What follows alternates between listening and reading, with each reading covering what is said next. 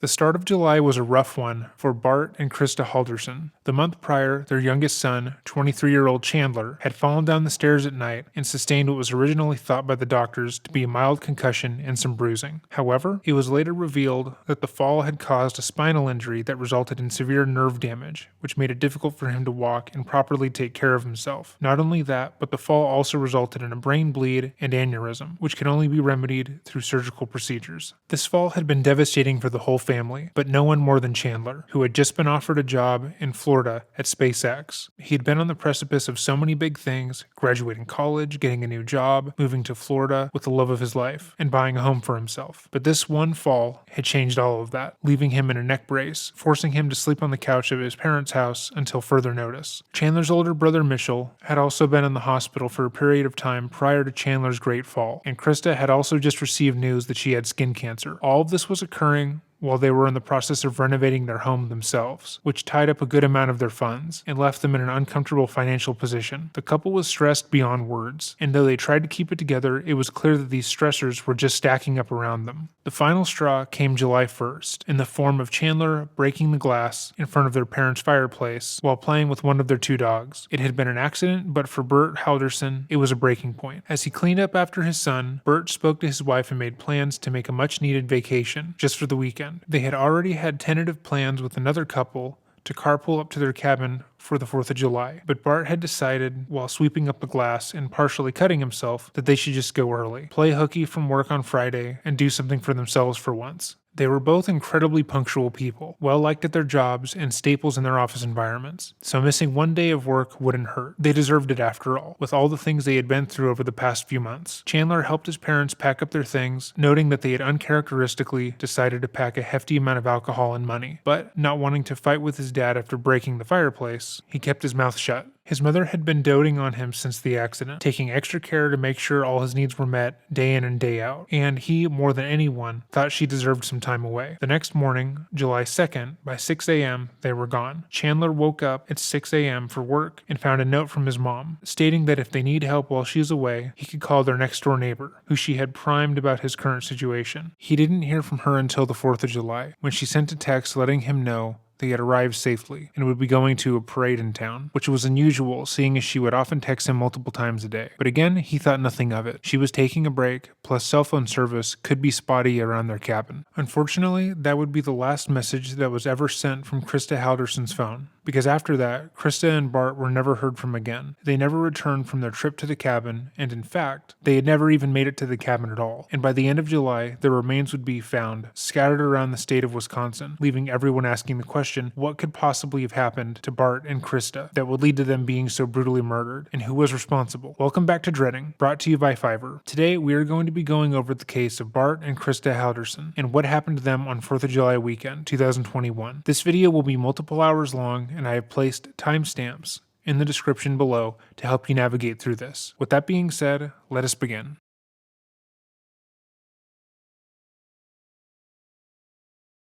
The Haldersons were like most families, in that they were outstandingly normal. They had their routines and their little quirks, but for the most part, they were the epitome of the people next door. Kind, courteous, and most importantly, good. Bart was the head of the house and worked as an accountant, focused mainly on helping small businesses. He worked incredibly hard to provide for his family and was extremely successful at what he did.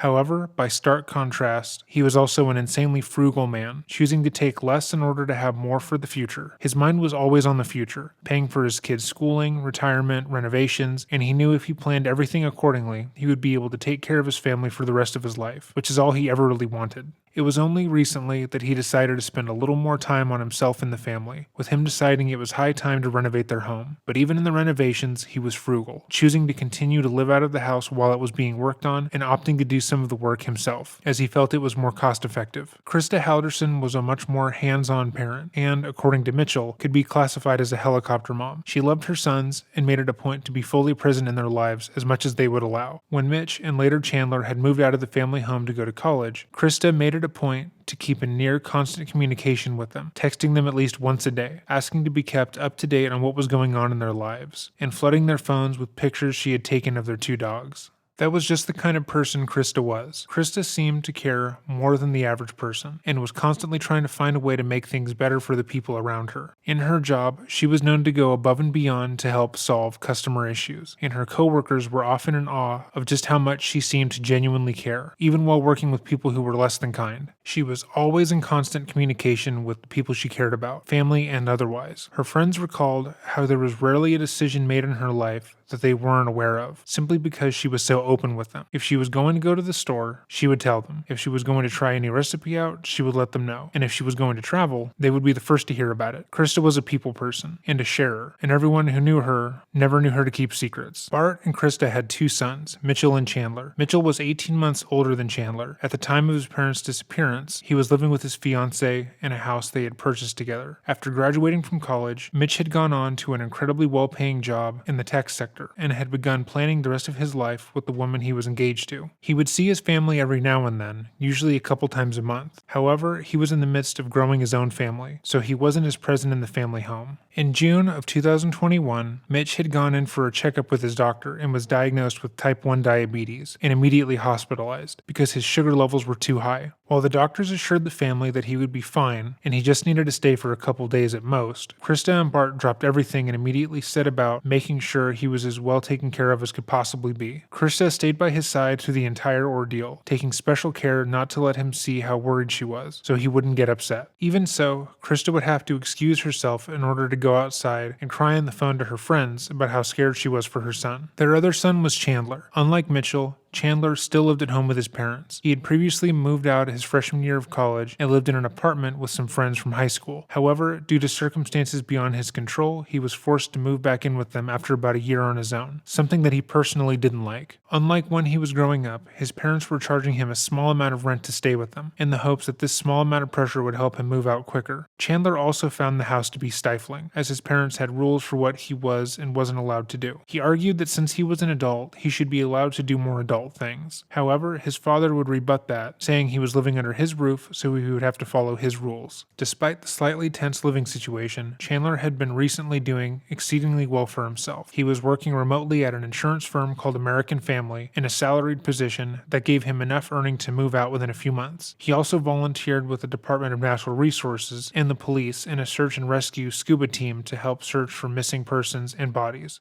At the same time, Chandler was taking courses at Madison Area Technical College, focusing on IT courses, as well as a course in solar paneling, and had just been hired to do work at SpaceX. He had already started working there remotely, but was planning to move down at the end of June. However, that all changed one night when he fell down the stairs trying to get to the bathroom. Despite his father only hearing a slight thud whilst in the other room, this greatly impacted Chandler's life. The initial diagnosis from the doctor was that Chandler had a slight concussion and maybe some bruising of the ribs and neck. However, his health would rapidly decline. He began to lose feeling in his legs, could no longer stand up for long periods of time, or lift anything that was more than 5 pounds. Upon further consultation, Chandler would report that he had a brain aneurysm and a brain bleed, that it was likely that he would become paralyzed from the nerve and spinal cord damage, and that he would eventually be fitted with a colostomy bag. Because of this fall, he lost everything. He was fired from SpaceX after they found a plethora of errors in his work after his fall. He could no longer focus on school because it caused his head to hurt, and his job at American Family was close to letting him go. He was frustrated, depressed, and more than anything, upset at what had become of his life. It seemed like nothing could possibly get any worse, that is, until July 1st.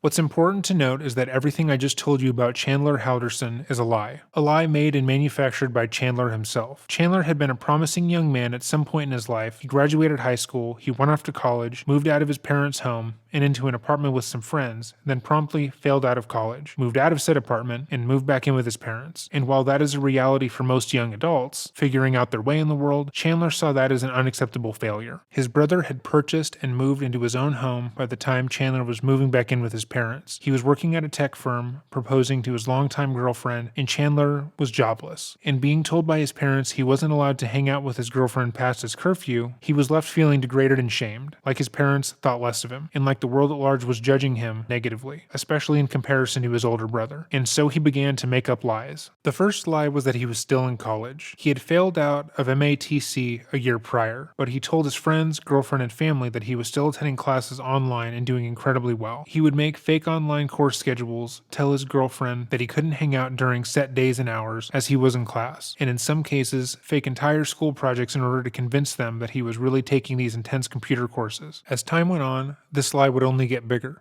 with him approaching a graduation date that he would never have. And when his father asked to see his transcripts for tax purposes, it became even more of a problem that Chandler felt that he could solve, again, through lying. Using his home computer, Chandler made an email account for a college advisor named Daniel Spythe. From this account, Chandler S. Spythe sent emails to his personal email account, asking how he could help and letting him know that they're rebuilding their entire system, and that's why he is having technical issues. Chandler then would respond to Spythe, talking about the issues he was having getting a hold of the transcripts, how this treatment was unacceptable and unprofessional, and wanting to meet in person to discuss this and gain access to them. When Bart would then ask Chandler about the transcripts and why he was unable to provide them, Chandler would show him the emails back and forth to himself, validating that it was some sort of system error with the college and that he was fine. Bart wasn't satisfied with that answer though, and asked Chandler to be let into the email chain. That way he could advocate on his son's behalf. And Chandler, realizing that he didn't have a reason not to do so, added his father into the email exchange. After a bit of back and forth, Bart set up a meeting with Spythe via Zoom, a meeting that obviously could never happen because Spythe was Chandler. The day of the call, Spythe canceled, stating that a family member had contracted coronavirus and that he couldn't meet with him until further notice. This annoyed Bart, who called Spythe out for his unprofessional behavior and demanded to meet with someone in the department, even if it wasn't Spythe. At a certain point, realizing his dad was close to going down to the offices himself, Chandler bought a burner phone and gave Bart the number, saying it was his office line. They talked for a while, with Bart asking the same questions, demanding a meeting and more, and at the end of the call, Bart sent an email to his wife stating that Spythe sounded a lot like Chandler. At this point, over a year had passed with Chandler talking to his dad as a fake school counselor, and Bart was clearly losing his patience. He once again threatened to go down to the school himself to speak to someone if he couldn't get a meeting on the books. So Chandler made up a new character, Alyssa Brandt, also known as Alyssa Brandt, as Chandler would misspell her name from email to email. Chandler made a new email for Alyssa and began speaking to Bart from that account as well. Alyssa served as a go-between in a way, mainly used for scheduling meetings that would never happen. Chandler began emailing his father as Alyssa and Daniel, telling him that they want to work everything out with him, but due to the pandemic, a lot of things are in disarray, that they realize how aggravating this is, and that they want to help him. And Chandler, as himself this time, would respond, scolding the administration, telling them they were deeply unprofessional and that he demanded more be done. After a while, sensing that Bart was once again close to going to the school and talking to them in person, Chandler made a third email account, this time for a man named Aaron Hoover, who served the same purpose as Daniel Spythe. He then began to lie to his friends and family about being a rescue diver for the Department of Natural Resources in the Madison Area Police Department. He did know how to scuba dive, as his uncle had taught him previously, and was a rescue diver. However, neither the DNR or Madison Area Police Department had a rescue diver team, nor would they ever use volunteers for that kind of position. However, according to Chandler's lies, that was a volunteer position, and with his father telling him to pay rent to continue living there, Chandler made up a new lie, this time being that he worked for an insurance company called American Life. Oddly enough, this would mirror what his brother was doing in his own career, working IT for a company that was paying him well enough to buy a home and start a family. Chandler went on to brag about this position, talking about how much they were paying him, how his position is salaried, and how he could work from home and more. Chandler was dedicated to his lie and put in an actual effort to make it appear as if he was in fact working. Every morning he'd wake up at 6 and proceed to start his fake job. He would hop on virtual meetings, discuss the day's work with his managers, and setting about doing what they required of him. He also informed his girlfriend that he was working, so during certain times of the day, they couldn't hang out and he would remain unavailable to her. So, with Chandler going the extra mile, every day at 6 a.m., Chandler would talk to people about programming and technical problems. But these weren't his employers. These were friends he made while gaming, friends who were comfortable pretending to be his co-workers while his parents were within earshot of him. He would then spend the entire day in his room gaming with them, while his family thought he was actively working. But fake jobs don't pay, and Bart was telling Chandler that he needed to get a job to pay rent, which he still could not do. So he began to lie as to why he had no money, despite having a well-paying job. They messed up my payroll, he would say. They put me in as working hourly when I am a salaried position, so HR needs to fix this before I can get my check. That worked for a couple weeks before it became, I messed up the direct deposit form and put in the wrong bank account information, so it has to bounce back, and then they have to try to redeposit it. After a month or so in that lie, Chandler then stated that they had finally sorted it out, but the deposit was so big at that point, the bank thought it was fraudulent and blocked the deposit. Bart, being an accountant, knew what Chandler was saying wasn't making any sense, and pushed him on it. However, despite his misgivings, he didn't want to believe that his son was waking up at 6 a.m. every day, pretending to be in meetings, faking work-related tasks he needed to do, making fake emails to pretend like what he was saying was true, and lying to his face about it. He didn't think anyone, much less his son, would be that dedicated to a lie. As time went on, he kept telling his friends and family about the money issues he was having.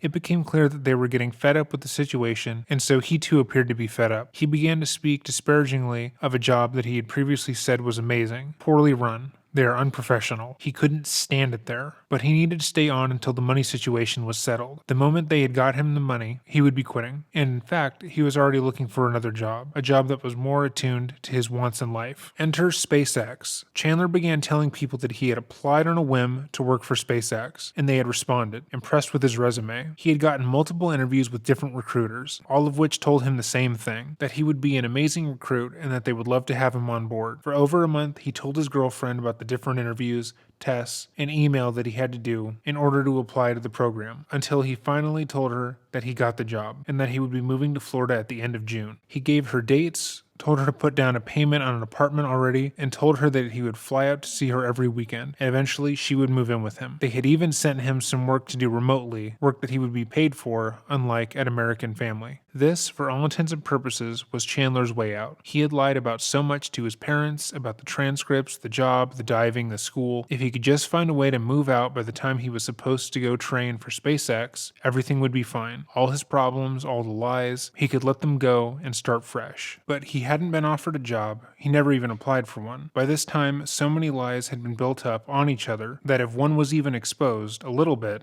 they all would be. And then, almost like divine intervention, his brother ends up in the hospital. His brother, with his home and his money, was now being doted on and tended to by their parents, without complaint. His mother had dropped everything in order to take care of him, and it seemed like every single responsibility Mitch had was gone. His parents no longer cared about how much money he was making or what he was going to do with his life. They just wanted him to get better, and they'd wait on him hand and foot until that happened.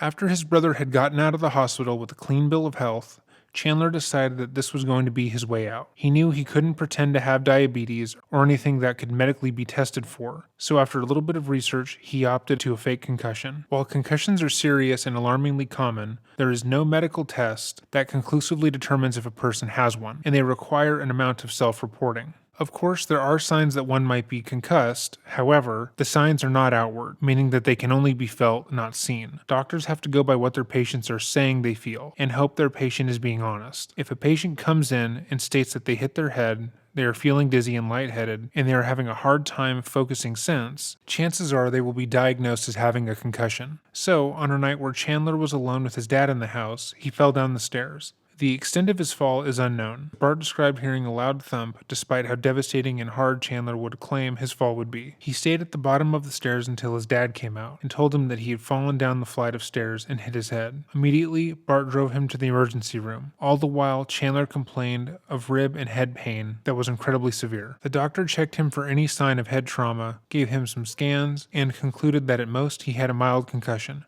but nothing too serious. All of their tests and x-rays came back showing no physical trauma, and he explained to Chandler that he probably wouldn't need anything stronger than an over-the-counter pain reliever to deal with the pain. After some further theatrics from Chandler, the doctor relented and gave him a neck brace, stating that it wasn't necessary but might help with any pain he was in. This was not the response he was looking for, and so, over the coming days, Chandler started embellishing his injuries. He told his family that the doctor had told him that he needed to wear the neck brace at all times, and refused to take it off, even when they went out for dinner on Father's Day. He started complaining about his legs, stating that he could barely feel them, and that carrying anything was too difficult for him to manage. He explained that he had difficulty with the lights in the house, and his mother had to bring most of his stuff down to the lower level living room, so he could sit in almost complete darkness during the day. He also stated that he was now suffering from severe migraines that were so difficult he would black out, and eventually, he said that he went back to the hospital for another appointment and was told that he would eventually become disabled due to the severe nerve damage in his back. The list of things he stated was wrong with him was vast, and all factually inaccurate. Chandler was fine, and had always been fine. He just needed his family, his girlfriend, and his friends to think he wasn't fine, so they would stop asking questions and stop expecting him to do things he didn't want to do, things like working and taking care of himself.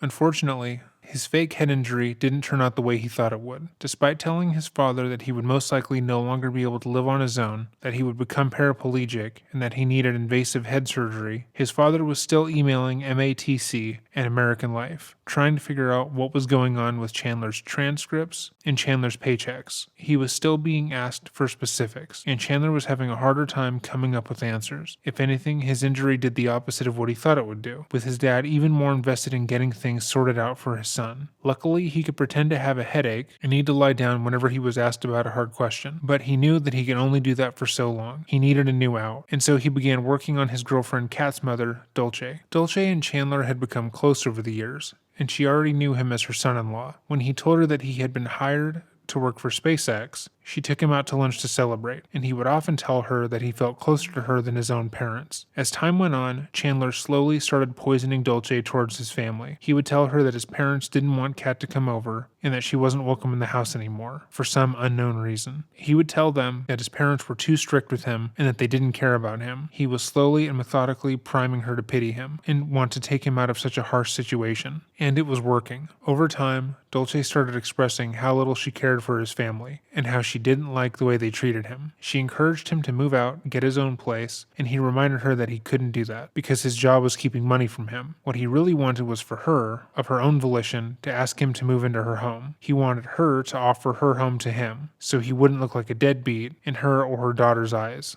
As Chandler was working on Dulce, Bart decided he was going to take matters into his own hands. He had been trying to talk to someone in charge at Chandler's college for over a year at this point, and he was fed up. And now that Chandler was too injured to take care of himself, Bart decided to call MATC for him. On June 29th, Bart called the college, pretending to be Chandler, and spoke over the phone with the representative, Omar Jobe. The contents of this phone call are public, and I will link the YouTube video with them in the description box down below. But for brevity, we won't play them here. On this call, Bart described the year of back and forth, how the school has been refusing to give him the transcript, and how frustrating it's been, only for Omar to inform him that Chandler hadn't been enrolled in classes for a while, that the job he had at American Life, the job Chandler said he got via an internship from the college, didn't even exist, and that absolutely no one by the name of Daniel Spaeth, Alyssa Brandt, or Aaron Hoover had ever worked here. The entire phone call is 15 minutes in length, and you hear Bart slowly realize how many lies his son had been telling him and how far he had gone to lie.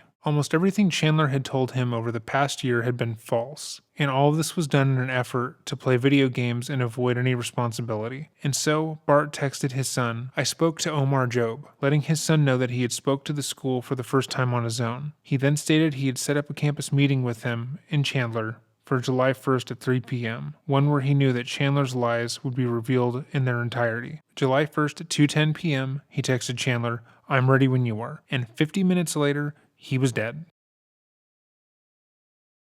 What happened from that point on is unknown. Chandler hasn't given his side of the story. He has never made a public statement about the killings at all, and all we have is a basic speculation from the evidence available to us, because Chandler was feigning a severe head injury and had told his peers that he couldn't drive because of it. It is assumed that Bart drove home to pick Chandler up, and at some point while inside the home, Chandler shot his father multiple times in the back with a gun he got from a friend online about a year prior. It is unknown how many times Bart was shot, how quickly he died, or if anything else was done to him prior to his death. We only know that he was shot and died sometime after 3 p.m. After he had killed his father, Chandler texted his mother, who was at work, stating that Bart's phone had died and to bring home some soda for him. Krista responded K with a smiley face. On her neighbor's security camera, she was seen entering the home, after which she is never seen again. How Krista died is unknown, and it will become apparent why as we continue. With both his parents dead, Chandler set out to hide what he had done. In his mind, the only way he was going to get away with this is if his parents were made to look like they willingly disappeared. They were stressed about everything going on, and they had left that morning with a bunch of liquor and cash and were never heard from again. He had previously told his girlfriend that his parents were planning to be away for the weekend already, so he changed the story a bit to account for the extra day. When his mom's work contacted him because they didn't know where she was, and she had never missed work, he let them know that she left early that morning with some friends and left a note, telling him that if he needed anything, to call the neighbor. Ironically, that note was written by his mom a few days earlier, because she had to go to work and was worried about his ability to take care of himself with his fictitious injuries. But he still had the bodies and needed to get rid of them. But burying them or disposing of them could lead to their later discovery and them finding out their actual time of death. It would be best, he thought, if he could simply make the bodies disappear without a trace, and so he decided to try to burn them, destroying his parents completely. He began cutting up the bodies using everything that was available to him in the house. A pair of common household scissors, a handsaw, and an axe were all used at various points. After cutting up the remains as best he could, he started a fire in the home's fireplace, hoping that it could burn their bodies fully. However, the average fireplace is not capable of completely incinerating the human body, especially fatty areas in the thicker parts of the bones. The extreme temperature needed to incinerate a human completely is not something that any fireplace could manage while making it safe to use in the average household. This left Chandler with a problem he tried to solve using Google.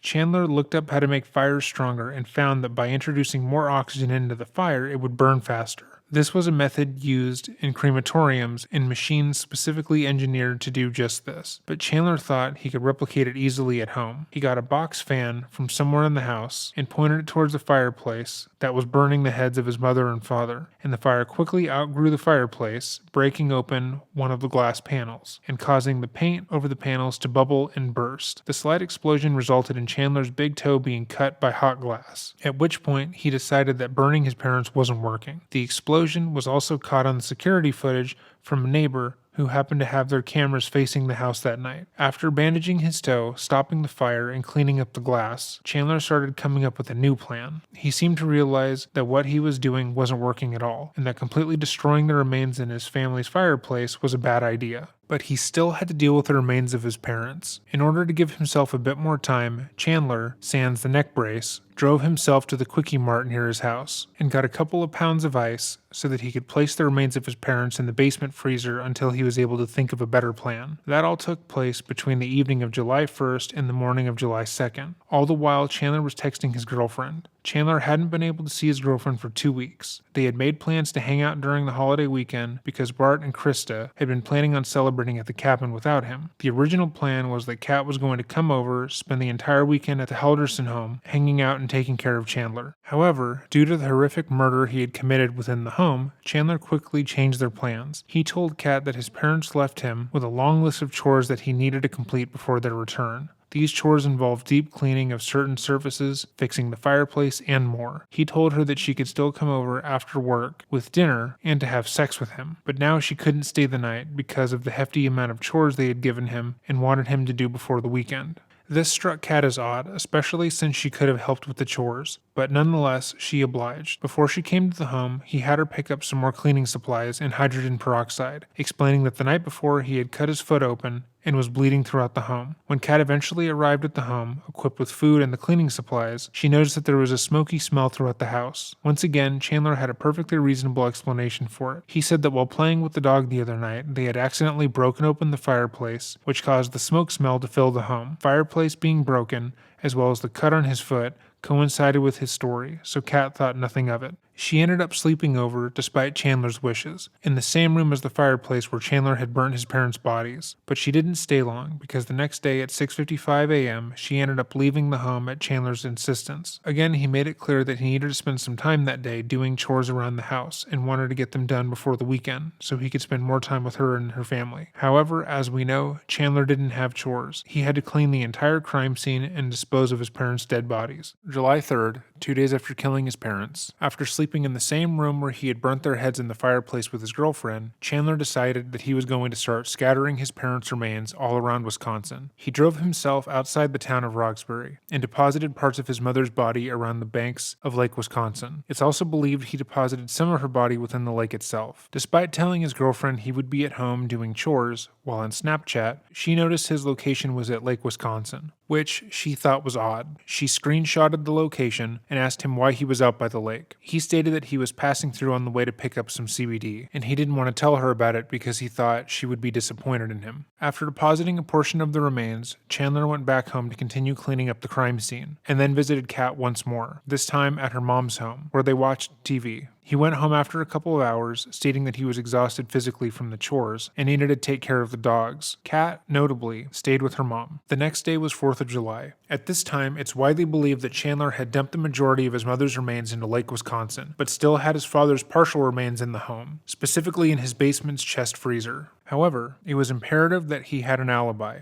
for the weekend in order to escape suspicion when he eventually reported his parents missing. He made plans to spend the day with Kat and her family at her mother's partner's farm. This farm was located in Cottage Grove and is a spacious 40-acre property and backed up into a forest. Chandler had spent some time with Kat at this farm beforehand. However, on this day, while walking with Kat, he realized that the forest that surrounded the home would be perfect for disposing of what was left of his father. As they spent the day with Kat's family, Chandler spoke to Cress, Kat's mother's girlfriend, and talked about how his physical health had been deteriorating since his fall. He explained to her that he was losing mobility in his legs and soon would have to undergo head surgery in order to live, and that he was in a bad place mentally. He told her that he felt that he could probably benefit physically by using her pool that was located on the property, and if this would be okay for him to come back sometimes and use it. Cress, being the primary caretaker of her elderly father and her brother, and knowing how difficult someone's physical deterioration can be, said sure, and provided him with her cell phone and a landline number. That way, he could call before coming over. At the end of the night, Chandler and Kat drove back to his house, where they once again spent the night. The next day was Monday, July 5th, the day that Chandler had stated that his parents were likely to return, so Kat left that morning. Chandler, knowing that he needed to get rid of the last of his father's remains, called Cress to ask if he could go over and use her pool. However, he wasn't able to reach her, so he drove up by himself and waited outside until she came out. He had explained that he had just gotten bad news from his doctor and his health was in much worse shape than they previously had thought. He asked if he could go to use her pool in order to get his mind off of things, and she agreed. He, however, didn't go to the pool. After a bit, Kat's mother came around to make sure Chandler was okay. The couple went out to the pool, only to find the pool cover still on top of it, and Chandler was nowhere to be seen. However, they did spot his car closer to the shed at the edge of the property, by the forest. The car had its hatch up, as if it was being loaded. But as they drove over to the car, they saw no one in sight. Chandler wasn't by the car, he wasn't responding when they called for him, and so they made the choice to go back to the pool and swim themselves. After about an hour and a half, Chandler reappeared, coming out of the forest line and walking back towards the pool. Dolce and Cress informed him that they were using the pool, and that Cress at the time was topless. He asked if he could come anyways, which they both thought was inappropriate. However, he entered the pool, washing his arms off, and looking out into the middle distance. Both Cress and Dolce thought he was behaving strange, with Dolce accusing him of taking some sort of drug. Chandler denied this and repeated the news about his own failing health and how he was exhausted. After a bit in the pool, he left and drove himself back home. Chandler had successfully discarded his parents' body over the holiday weekend, and as far as he knew, he was in the clear. He had avoided any obvious detection, and all he had to do was wait until other people became concerned. As far as he knew, the hardest part was over.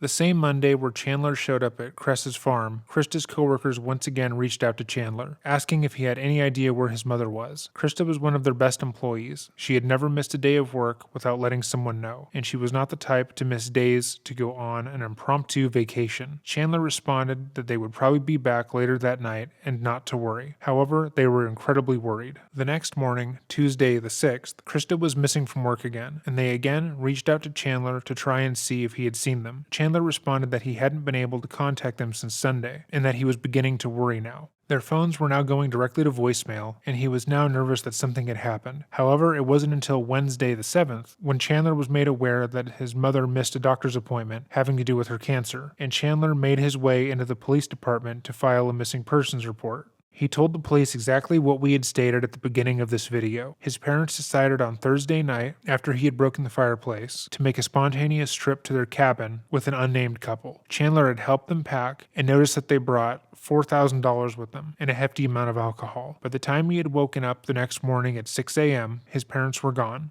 leaving a note of phone numbers in case he needed help. After filing the police report, Chandler was asked to appear on multiple news broadcasts to try and see if anyone in the area had seen them that weekend. However, Chandler asked not to be shown on camera. Bart and Krista Halderson of Windsor had plans for the 4th. Their plans were going up with their friends and do some minor repairs on our cabin. That cabin is some 3 hours away from Windsor on a lake in a small community in Langlade County. Did you literally see them pulling out of the driveway heading out? No. Their son, Chandler Halderson, who asked to be off camera, says whoever his parents were traveling with from this neighborhood were to do the driving. He says he received a text from his mother. She got back to me on Sunday, said they made it safely. That's the last he's heard from his parents. The sheriff said it looked like there wasn't anyone home. Family and friends hope the Haldersons' unexpected extended time away is just that, and not a sign they're in trouble.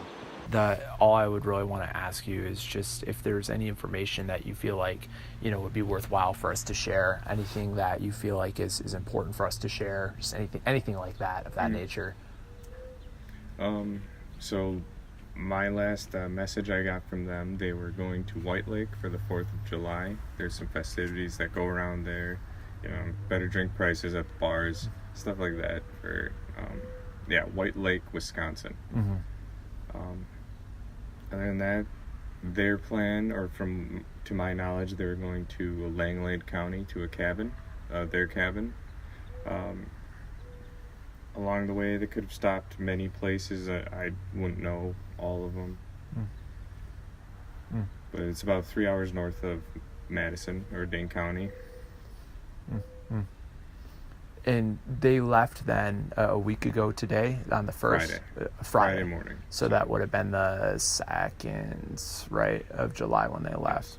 And that's the last you'd heard of them? Yes, it is. And then was it yesterday that you called the sheriff's office, or someone with your family called the sheriff's office just to... I go back on that. I actually got a text from them on Sunday telling me they were going to White Lake. Okay. I don't know when the text was sent because of reception issues that they would have, and they usually turn their phone off because of pay for roaming. Yeah. It could have been whenever they sent that message that they made it safely, and they're going to White Lake for the 4th. Okay. So. Yeah. So it was probably the last couple days that you started to get nervous then. Is there we see comments, people say, are they up north? Is the cell service bad? Could they, just not be able to get a hold of? Is there anything that you feel like is kind of going on here that leads you to be a little bit more nervous that that's not the case? My aunt went up there and was able to call me while she was at the cabin.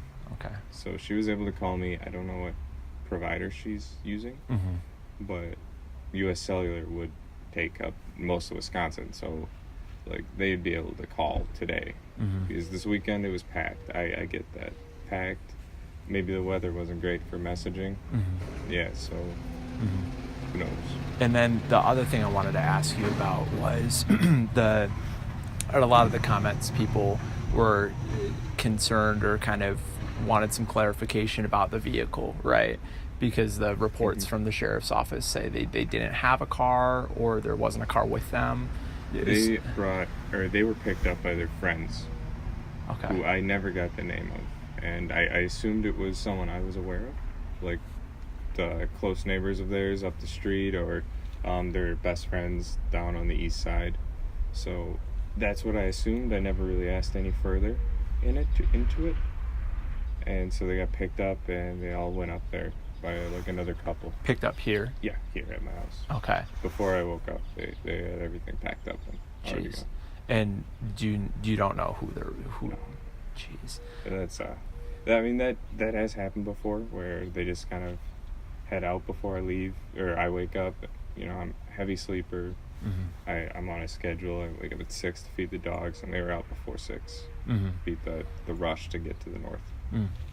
So Chandler, despite not appearing on camera, seemed in high spirits. He stated that he felt as if his parents would be found alive and well. His theory was that maybe they had just stopped off at a casino on their way back home and time got away from them. Maybe they had such fun over the weekend that they were trying to keep the party going. As the police began to look into this case and everything that Chandler had told them, they quickly realized that something wasn't adding up. Chandler was adamant that his parents packed alcohol. However, all of Krista and Bart's friends maintained that they weren't big drinkers and never kept hard liquor in the house. He was certain that he saw his father pack upwards of $4,000 in the suitcase before going to the cabin. But according to everyone who knows him, Bart was an intensely frugal man who never spent money on flights of fancy. None of their friends had ever seen them go into a casino, and the idea that they would spend money or time there seemed outlandish. And when asked for the name of the couple that Bart and Krista had gone up to the cabin with, Chandler had no clue. He hadn't seen them, he hadn't spoken to them, and his parents. The intense planners that they were didn't let him know. The police then contacted Krista and Bart's extended family, including Bart's brother, who he had spoken with on July 1st before his death. They asked him a plethora of questions about the last time he had spoken to Bart and explained the story that they had been told regarding their disappearance and told them how little it made sense. When he went on to Facebook that day to share a missing persons flyer that had been published by the police, he made sure to comment how little it made sense to him and how absolutely out of character it was for his brother and sister-in-law to disappear like this. The cops canvassed the neighborhood, asking the Haldersons' neighbors if they had seen anything suspicious, or if they had security cameras. Most of their neighbors did, and they were able to catch the last known movements of Bart and Krista on July 1st, when they returned home, and never left. It was quickly determined that the last portion of Chandler's story was a lie, but as they continued looking into him, more and more was exposed. By July 8th, the cops had become more suspicious of Chandler, and the police presence outside of the Halderson home increased. They knew that most of his story was false at this point, but they didn't have anything incredibly concrete. Chandler, noticing the increased police presence, began to panic. He called the police asking if something had been found and if there was a reason for the large amount of police outside of his home. A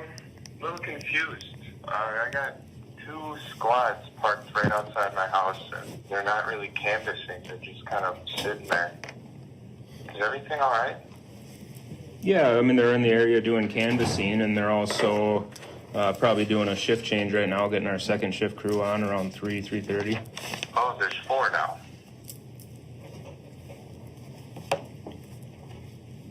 Something going on that we need to know? Well, they're probably doing reports. They're probably doing shift change. You know, they've been going around trying to get a hold of neighbors, so I'm wondering if they're in the area trying to catch people now that they're coming home from work. I'm not sure. I haven't talked to any of them in just a little while. All right. Well, any news with my brother? I haven't heard from him. No, as far as I know, they're still on their way up north. A couple hour drive, so he's probably halfway into it, right? Yeah, I suppose about. Yeah. Any news on your end at all? Have you gotten any phone calls, text messages? Gotten any messages other than from concerned parents. Okay. I can't, there's no mail. There's a hold on my mail. Okay. Is that normal? Are you guys getting it at least? No, we don't put a hold on people's mail. I've never heard of that happening before. There's a hold on my mail. There's a ticket in there. All mail held at the station is what it says. Okay. Yeah, nothing done by us, that's for sure. Because I'm going to need my medical bills. Yeah. No, we wouldn't put a hold on people's mail, and typically only the people that live at the address can do that. Did your parents put a hold on the mail? Does it say who put the hold on the mail? I can go check, I suppose. Okay. Do you know of anything?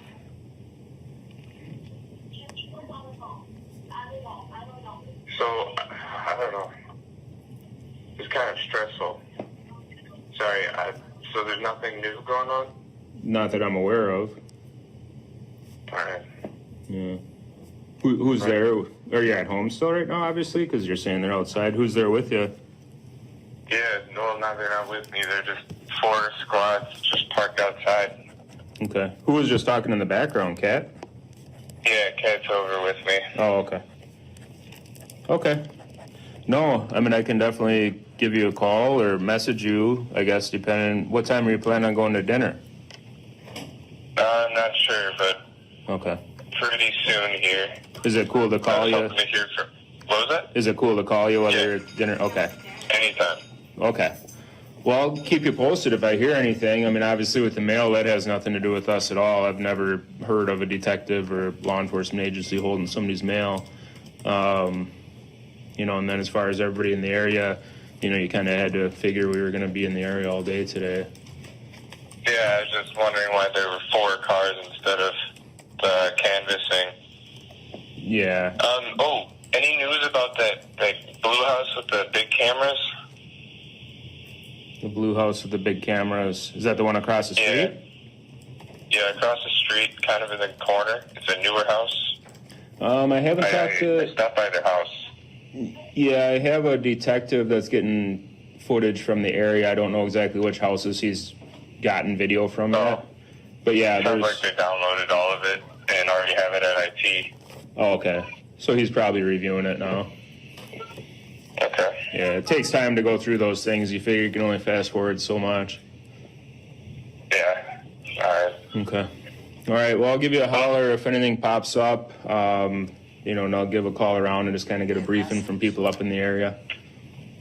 Yeah, I appreciate that. Okay. Thanks, Chandler. Thank you. Bye. At this time, Chandler was also searching for the following on Google: body found Wisconsin, women's body found in Wisconsin, Wisconsin dismembered body found, dead body found in Wisconsin, body found in Milwaukee River 2021, Bart and Krista. Shortly after these searches, he was brought in, along with his girlfriend, to undergo a more thorough interrogation. While he was being brought in, a separate search was underway at Kresta's farm, and the dismembered torso of Bart Halderson was found, with a bullet wound in his back. We will now be going over the interrogation of Chandler Halderson that took place on July 8th. Prior to this interview, his father's remains had been found on the property owned by his girlfriend's mother and her partner, and he had been seen on this property, in the exact area that the torso was found. Chandler was completely unaware of this at the time of the interview.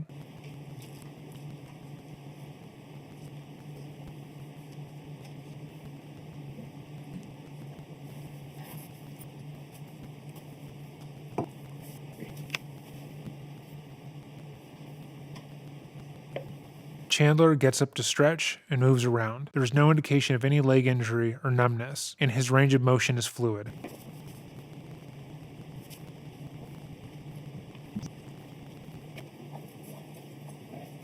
Hey, Chandler, how are you doing? Not good. Good. But you guys switch spots. Yeah. I'll sit in that red shirt. Yeah. I'll sit in up just You want water? Okay. Here's an extra one. Check it. No, you're good. What's going on? The police ask Chandler to switch seats with him, which is done to subconsciously establish dominance and let Chandler know that they are in charge. The other officer goes behind him and places a water bottle for Chandler at the edge of the table, and purposely positions himself between Chandler and the door, in order to further establish that Chandler isn't free to leave, even though at this time he is. All right. So we're just going to talk to you a little bit more, okay? Let's write some stuff here. The other one. All right, just so you know, I'm gonna record stuff, okay? It just helps me remember everything and picks up everything that we talk about. All right. So Brian Shunk, Detective, Dane County Sheriff's Office. We spoke yesterday. Yeah. Chandler Halderson. Yep. What's your middle initial, Chandler? M.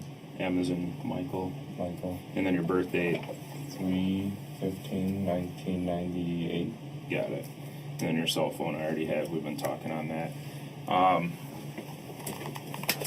So obviously we're here. We want to talk a little bit about your parents going missing, right, Krista and Bart. Before we get started, just because you're up here, okay, so I'm just going to read you your constitutional rights. Okay, so it's a Dane County issued card that they give us. So I'll just read them to you right off the card, okay? You have the right to remain silent. Anything you say can and will be used against you in a court of law. You have the right to consult with a lawyer before questioning and to have a lawyer present with you during questioning. If you cannot afford to hire a lawyer, one will be appointed to represent you at public expense before or during any questioning if you so wish. If you decide to answer questions now without a lawyer present, you have the right to stop the question and remain silent at any time you wish, and the right to ask for and have a lawyer at any time you wish, including during the questioning. Okay. Do you understand the rights I just read you? I do. Okay. Realizing that you have these rights, are you not willing to answer questions or make a statement?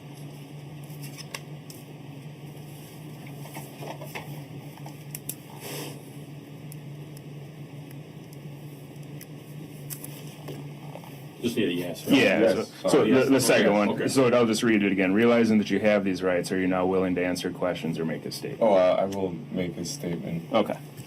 So you understand them? You're willing to talk? Could I have the card so I could read it? I missed some. I'm sorry. I can read Still it. having a little bit of problems. The third one. I'll read it. We'll just start all over. Yeah. Yeah, we'll just read them all again. Yeah. No big deal. All right. So you have the right to remain silent. Anything you say can and will be used against you in a court of law. You have the right to consult with a lawyer before questioning and to have a lawyer present with you during questioning. If you cannot afford to hire a lawyer, one will be appointed to represent you at public expense before or during any questioning, if you so wish. If you decide to answer questions now without a lawyer present, you have the right to stop the questioning and remain silent at any time you wish, and the right to ask for and have a lawyer at any time you wish, including during the questioning. Okay. So then the only two questions I asked were, do you understand? Yeah, your I rights? understand, and I am willing to make a statement. Okay, perfect. All right. So like we already said, I talked to you yesterday. So today is July 8th. It's about 5:11 now. We started talking at 5:08. So yesterday, July 7th, I came to your house where you live with your parents, Bart and Krista Halderson. And the reason I was there is you had gone to the Windsor Police Department and reported them missing, right? Yes. Okay. I didn't go to the department. I went to their office break room area. In the same building. Yeah, I think it's mixed in with the city hall. Okay. But nonetheless, a deputy Yeah. came and spoke to you. Okay. Chandler's posture changes when he corrects the interrogator because he feels as if he has the upper hand and is now more comfortable. Chandler feels as if, despite the situation he is in now, he will be able to get away with this by remembering insignificant details like this and being able to further establish his story. So you reported your parents missing. We got some information from you yesterday. We've been following leads last night, working today to, go through different things, just trying to locate them, right? So I guess if you want to start with, let's just go back to last Wednesday. Wednesday. I was with my dad. What time Wednesday? I remember it. It was kind of a bad day. Okay. Why was it a bad day? Well, my mom had work, so she was gone. My dad and I were watching something over lunch. It was The Wheel of Fortune, and we normally have the couch, with our back facing the table we sat at the end of you coming. Downstairs or upstairs? Downstairs. Okay. In that room with the TV. I tossed the ball, and I smashed the glass. Okay. With the dog's help. Set my dad off, and we tried to clean it up. Okay. I don't know about him, but I got injured. But he was mad. He didn't really talk to me too much that day. My mom got home at 5, I believe. That's her normal, 5:20 to 5:30. What time does she work, 7:30 is when she leaves. I don't know her hours, but I know when she leaves Okay. is 7:30. And then all the way up till 5, and she comes home 5:20, 5:30. Did she come home about 5:20, 5:30 that day? I believe so, yeah. Okay.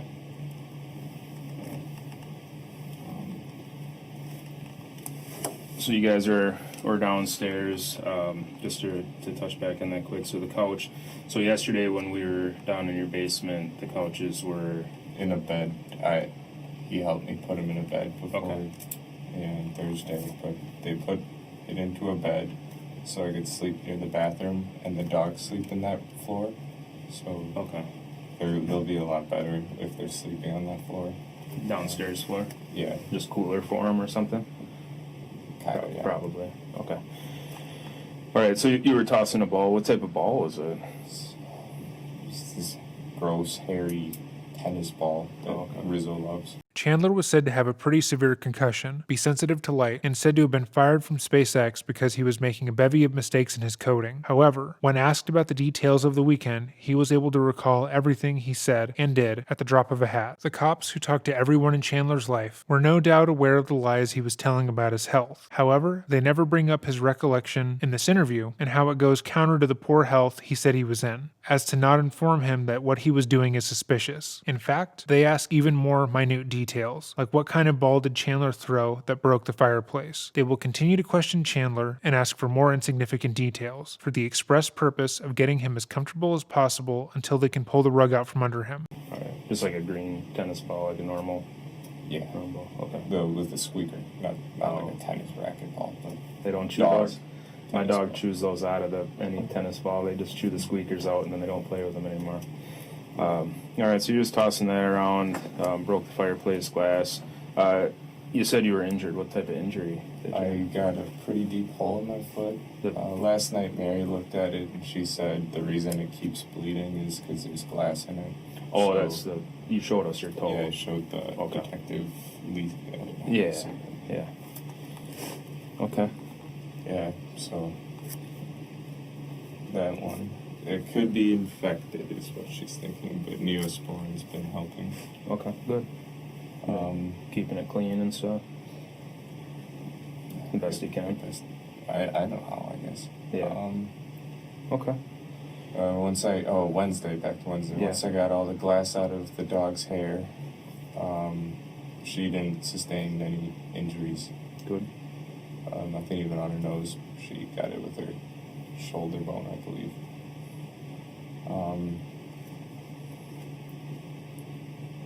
So glass dog.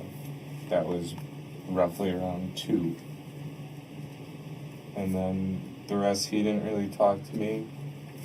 I went back to doing like a job search, kind of just shitting my day away. Just getting games, YouTube maybe. That's when I came across one of the jobs I liked. Then 5 o'clock rolled by and Mom came home. Dinner.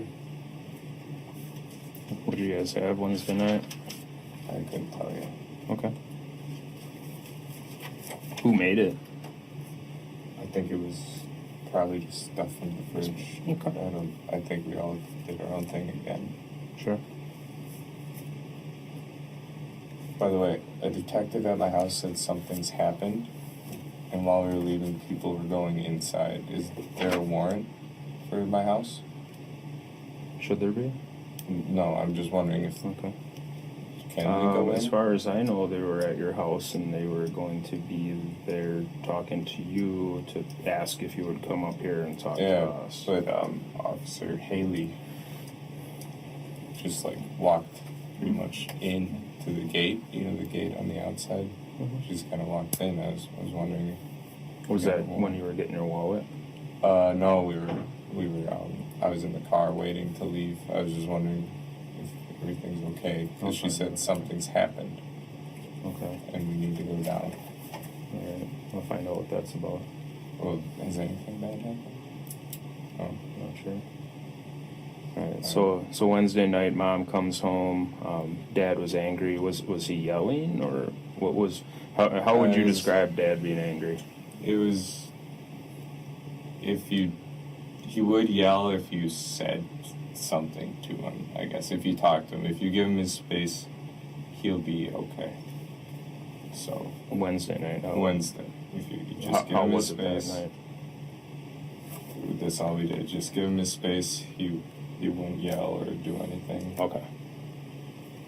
That's all we had to do.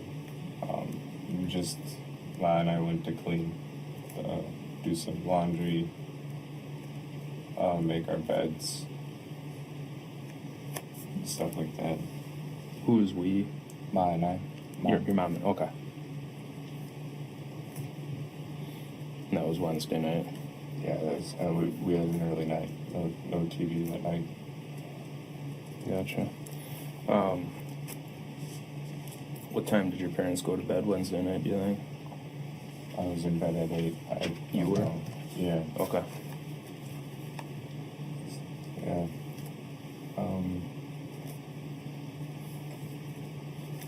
I couldn't tell you when they went to bed.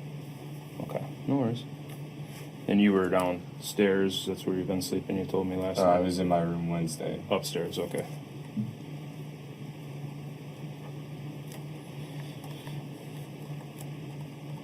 Gotcha. So, in the bedroom upstairs, and then you slept downstairs. Why have you been sleeping downstairs again? You told me last night. Bathroom. The bathroom's right I there. need to be close. It's stairs, I can't see too well in the dark now. So, Gotcha. And just like last night, I'm jotting some notes quick. Yeah. It doesn't mean one thing is more important than the other. It just means that I need to remember stuff, and I sometimes understand. Gotcha. All right. So, did you sleep with your door closed that night or open? Oh yeah, I always have it closed. Closed door. Yeah, that makes sense. I have a feeling they argued a little bit after. Parents did. What were they arguing about? Probably what set my dad off that day, the glass. Okay. Us not having food ready. And stuff like that. We just microwave whatever was in the fridge, I suppose. Yeah. Who was upset about that? Dad. Dad was? Okay. He usually doesn't like that. He likes when we cook. Okay. Okay. Does he ever cook? I haven't seen him cook. Oh, he grills. He likes to grill. He grilled on Thursday. Nice. All right. I think I told one officer the green egg. He got it makes terrible food, but yeah. Dad does? Yeah. Oh, the green egg. Oh, the green egg. That's like a grill or something? Yeah, it's insulated and makes everything smoky. Oh, okay. It's Thursday morning. I wake up. What time you think? 6. Okay. Dogs. We talked about that yesterday. 6 a.m. is kind of your deal, right? 6 a.m. Yeah, that internal clock now. Yeah. I haven't used the thing for a while. Right. 6. I don't often eat breakfast, so I kind of just stay in my room on my phone. Help my mom out getting ready in the morning. She left for work at 7:30. I got her whatever she had to do. What was it? It was meaningless tasks, like just daily, like pillowcase changes and sheet changes, stuff like that. You know, in the morning. Before work? Yeah, that's what we always do. Then she's gone. My dad starts the grill around 8:39 In the morning? to get the temperature right. Was he working from home that day, or? Yes. Okay. We ate the grill. Nothing really happened between that. We kind of either were outside with the dogs from the lighting of the grill, him going in, taking a couple calls now and then, or emails or something. Mm-hmm. But we just kind of watched the grill and waited to get it set steady at the hamburgers for $3.50-ish. Okay. Then, we just kind of waited. For the burgers? And then we ate noon 30.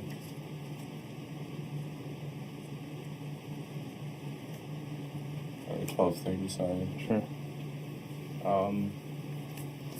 Then we went inside and had our TV show again, Wheel of Fortune. So it was on around another time for lunch. Or was it Family Feud? The Family Feud was Thursday. Family Feud. Where'd you guys watch that at? Downstairs? Same. Okay. Did you guys have a TV upstairs? I don't remember. No. Okay. Not allowed.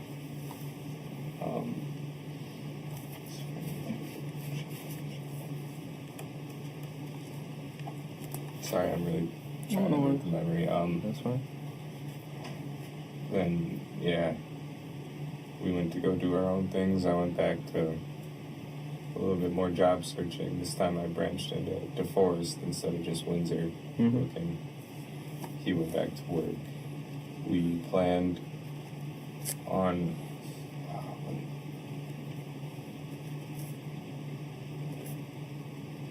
something went well. Oh, we were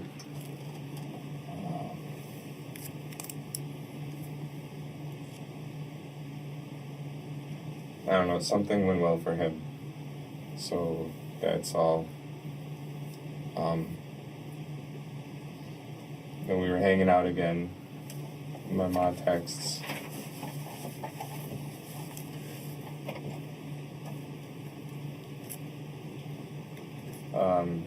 I believe I texted her everything's going well.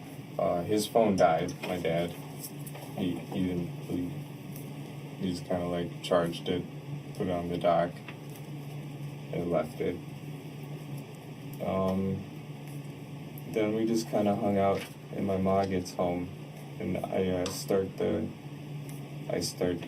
shrimp scampi for my dad, because that's what he wanted, but we didn't have shrimp, so I made shrimpless scampi.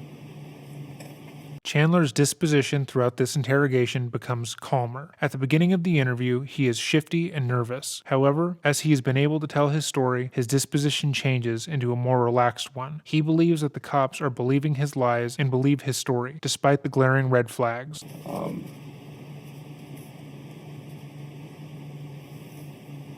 That's where they told me while we were eating it, they were gonna go with their friends, and I was like, oh, cool. And they said they were going to the cabin. Yeah. Well, okay. We're going up north. That's how they friends, refer okay. to it. Who said that, Mom or Dad? Ma. My dad doesn't talk while he eats. Okay. So there we are at Thursday dinner, up north of the cabin. My dad says, I'll need a set for pipe repair and gas. So I'm like, all right. I grabbed the pipe repair stuff from his plumbing chest, or plumbing box. It's like a tote of what you need for pipe repair. And 2 whatever jerry cans. I can't remember the amount, but they're red with the safety nozzles. Got those squared away. They had most of their duffels already packed at that point. And we all just started bringing them down to the mud room with the shoes by the garage. Where you showed me him.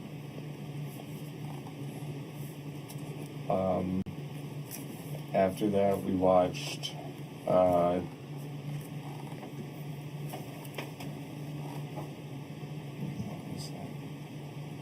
is a Netflix original, 7 Underground, with a thrill-seeking, it's like they fake their deaths and they fly airplanes and they fight at the evil of the world by being ghosts. It's pretty cool. I don't think I've seen that one yet. Who was watching that? The 3 of us. All 3 of you? Okay. All 3. And that put it at 9. They had their drinks. Went to my computer. My computer was at that black table we sat at. Sure. We saw that stuff. Played a video game called Tarkov until midnight. Well, after midnight, maybe even. And lose track of time. And my parents by then were asleep. We got the toothbrush and everything.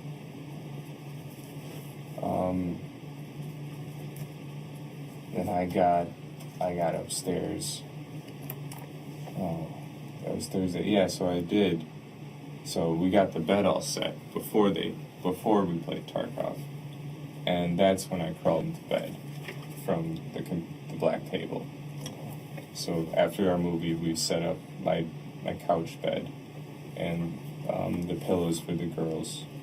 Who helped you set the bed up? My dad. Dad, okay. Yes, he knew he was leaving and I would need that. Friday morning, I woke up. They had left with the stuff was all set out. They remembered the gas. I found the folding chairs that they wanted to bring, but they never brought them. I'm assuming they could fit them. They're big. So I put those away.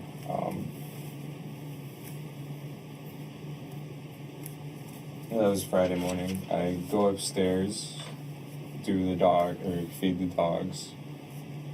It was around 6-ish, not 6:15 when I woke up. I was a little late that day. 6:15 Friday, okay. That's just when I looked at my phone.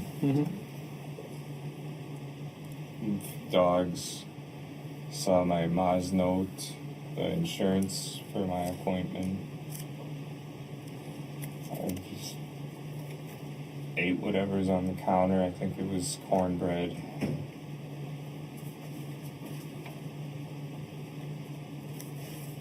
Where was the note from your mom? That was on the kitchen, like there's a peninsula. Yeah. With the insurance stacked up. But I moved it to the table. Okay. And then those insurance cards were there also that we saw yesterday? Yeah. Okay. I don't think she knew which one I would need. But I have 3 now.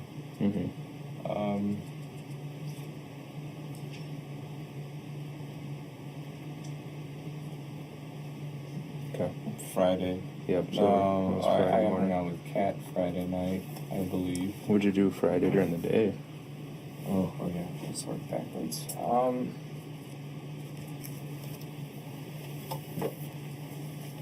I kind of took the day away. I played video games. Okay. Parents are gone, why not, right? Yeah, I didn't do anything that I should have. I should have been cleaning and all of that. Well, the house seemed pretty clean when I was there. You see all the dog hair? That's got to be gone. It comes along with it, right? Yeah. Alright, so Friday during the day, just played video games, kind of. Yeah, then after work, I believe that was the day Kat came over. After whose work? Kat, she is after her work. 5 is her work when she was off. I believe she came over.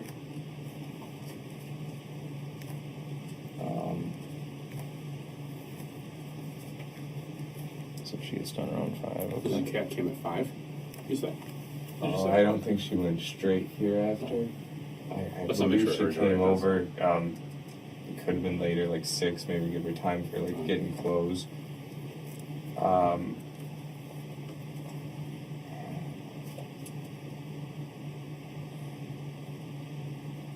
This was after work, did you say? Where's Yeah. she work at? She works downtown Middleton as a farm tech. Okay. She, I believe she stayed with me on that couch that night. So she spent the night over. Yeah.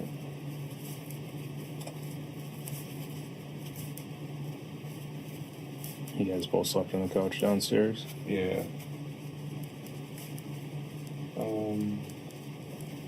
What'd you do before you went to bed? That was Friday night. That might have been my own night. I might be wrong. I'm wrong. Okay. I think I spent that night alone. I just kind of gamed online with some of my friends. Oh, I said Saturday night. I'm so sorry, guys. Yeah, no worries, man. So, one night, I gamed alone all night. One night, Kat spent the night on the couch. Oh, and Sunday she spent the night in my bed with me. She helped me out upstairs. Sunday night, I know that because she didn't want to spend another night on the couch bed. She didn't like it. And she went to work on Monday morning. So that was the my bed night. We, backtracking, one night she spent on the couch with me, with like the couch bed we've made. Mm-hmm. But one night I gamed all night, or all day and night, pretty much. And I'm pretty sure that was Friday night. And let's go with Saturday was my night alone. Okay. So Friday, we believe she came over, Yes. and then Saturday was the game night. Yes. So backtracking to Friday, when she came by, we actually we just Bright, no, not Bright. There's this movie or a TV series on Netflix. We watched pretty much the entirety of that into the morning. It was a apocalypse show. Okay. I don't know the name. What time do you guys think you went to bed? We stayed up well until 10, I would say. PM? Yeah, Okay. gotta be at least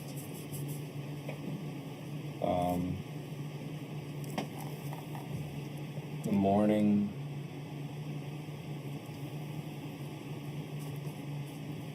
Saturday we didn't do much. She left. This is when I'm really starting to notice my legs. Okay. I'm kind of having the anxiety and all of that, like getting a little frustrated with myself and all of that. Like it wasn't too bad until like last week Tuesday when I started noticing it, and Saturday was like the peak, and it's kind of stayed out like this. Okay. Peak anxiety, And this kind of like set me like to ask for some space, and I just kind of gained Saturday. Couldn't tell you when I went to bed. I think I might have even stayed up till 2. That, yeah.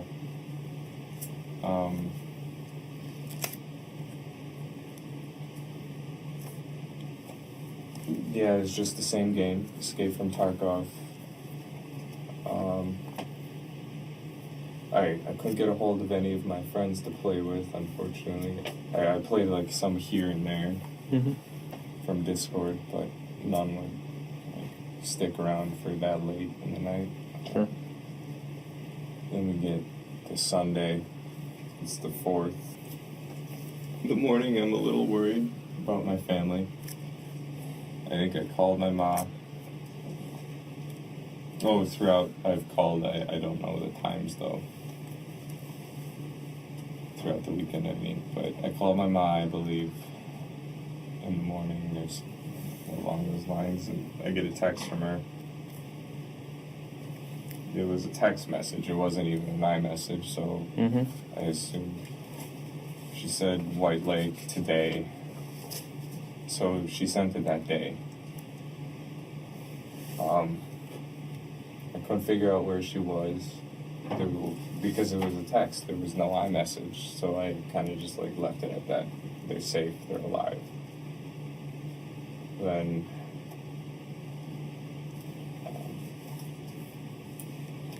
get to the afternoon.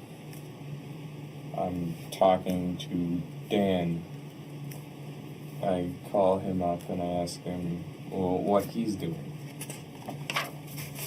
Or maybe that was the morning, but I called Dan that Sunday, asked him what he's up to, if he wanted to hang out.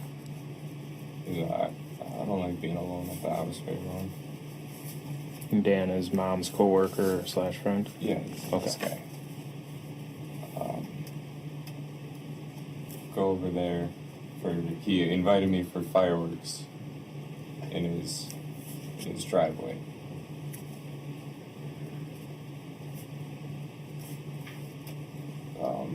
He said, or you said yesterday he lived in DeForest or Windsor, one or the other. Yeah, close.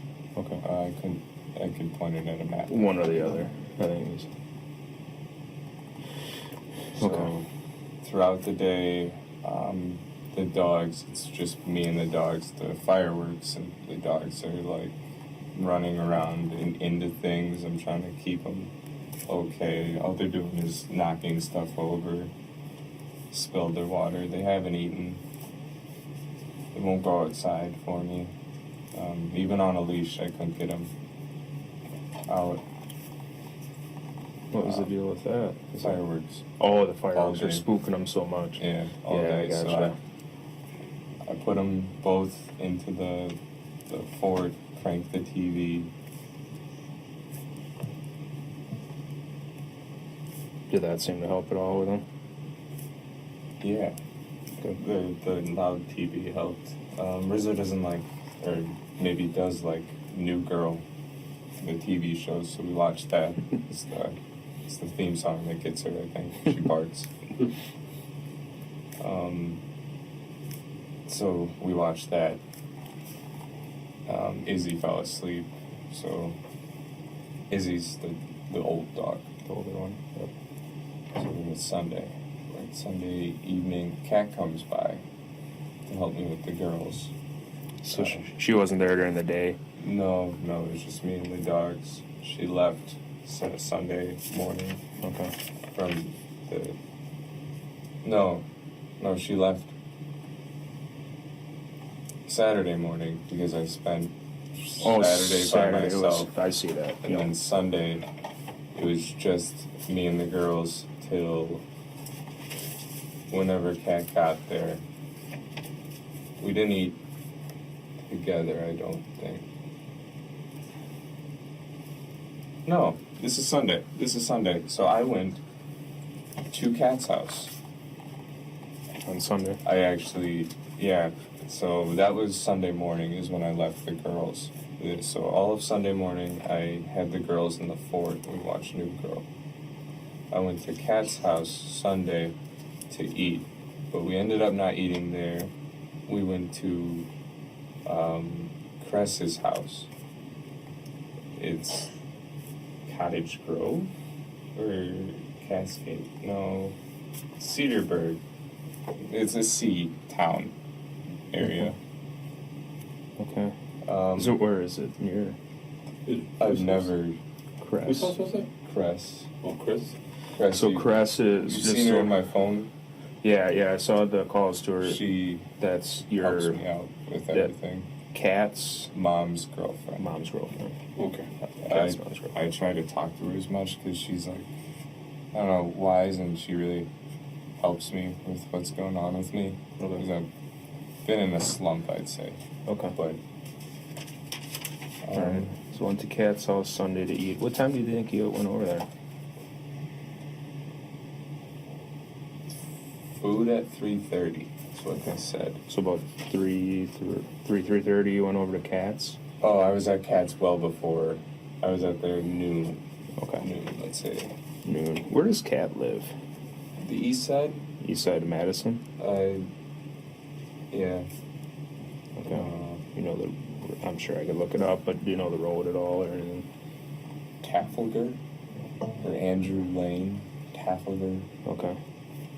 I'll look it up. That's fine. So you met her Sunday about noon. What'd you guys do at her place? Well, she realized my legs, I wouldn't be able to do stuff with them. So her brother, and her brother's date went to a thrift store while she had me sleep. She just put me to bed and they went. And then they get home around 2:30. Kat and I rush back to my house, let the girls out, and we go back straight to the farm. Okay. Were you at the farm before you went to let the dogs out, or? No, we were at Cat's, like, it's like a duplex. So Cat's house, Sunday around noon. You went to sleep with Cat, her sister? Her brother. Cat's brother. And his date. Okay. Sorry about that. Went to a thrift store. Then we went to Cress's and we ate. After that, James left after dinner, leaving his date with us, and we took a swim. After the swim, we left, went to Cat's house to drop off his date. The date stayed at Cat's house. I think the date is a Rose, maybe, is what her name was. Rose. Had you ever met her before? No, this was a Tinder match from her brother, Cat's brother. Okay.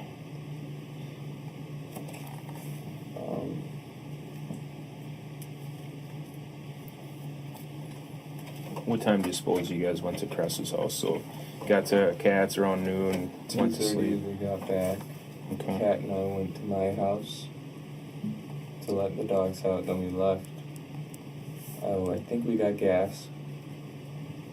And then we went to Cress's, so I'd say it was maybe 4 when we got there. We were late for dinner. But it was good because they were still setting up. Where'd you guys get gas at? Do you remember that? One of the quick trips in town. I can't remember. I'm sorry. When you say in town, are we talking DeForest, Sun Prairie? DeForest, it had to be. Okay. I think we got. I'm still not super sure, but I know we were doing something on the way, or we didn't do something. I thought we were gonna do a return, but I'm jumbling it right now. So just have that. We went to my house and back to Cress's. We were late. Okay. For dinner. What were you guys driving? Were you in your Cat's red Subaru. Okay. Was she driving or you? She drives that. Cat's her car. Red Subaru, you said? Yeah. It's at my house right now. Oh, okay. And you rode with her? Yes. Where'd you guys go for a swim? There's like a little pool up at the Cress's house. Oh, she's been helping me with like, my walking and everything, and they get me there. Okay. Is it indoor or outdoor? Outdoor. It must have been nice with how hot it has been. Yeah, they got something fancy to heat it from the sun. Okay. But that was the 3 of us. Yeah. Then we went back to around 6, no, later. Maybe 7. We went back to Cat's apartment, dropped off Rose, got Cat's dirty or wet clothes. She had wet clothes because she was going to dry them. And we went to my house together. So Rose got dropped off at Cat's? Yeah, the duplex in the east side. Okay. Was James with you guys at that point, or? No, James left after dinner around 4:35. Oh, okay.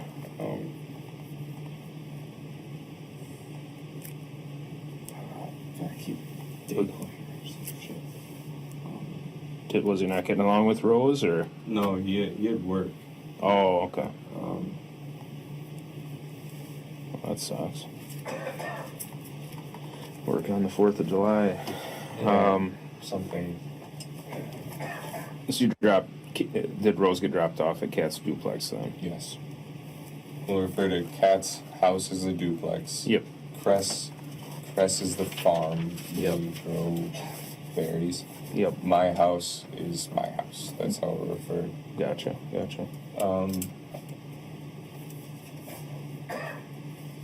Where are we? Sunday night about 7. Sunday night Rose about off 7. at Cat's. We get Rose dropped off. We get to my house. And we go to my house in DeForest, Yep. Windsor.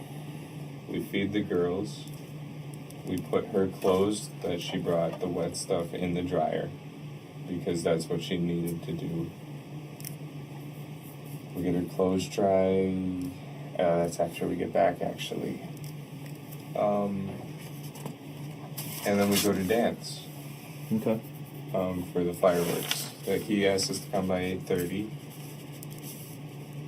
For some reason, I was trying to leave, but I was making a joke about it that we're gonna be late, like stuff like that, goofy crap. I drove to dance. Okay. Which car were you guys in? My dad's Subaru. It's a blue. The one in the garage. Yeah. Gotcha. Then we get there, we stay for 45 to an hour. That's how I got the bottle rocket marks. Show me those again. That Oh, the sparks. That's right, you said and you I were think holding them this or was something? a wad or something that flew back. shot back out of it. Yeah, that one stuck in for a little bit. That's why it's so bad, but these are sparks. Okay. Those are at Dan's house, you got those? Yes. At Dan's. I didn't know the stick.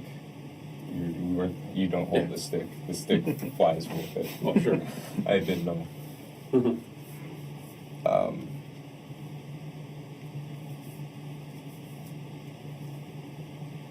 So you're over at Dan's house, Okay. about 45 minutes to an hour. Yeah, get my hands a little bit. We find a firework that it spins and takes off, and it went straight to the bush. So we were like, no more of that. We're done.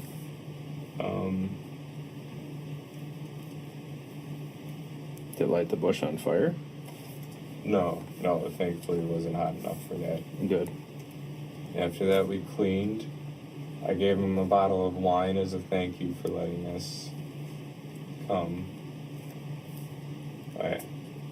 Thankfully, I still have a couple bottles at home.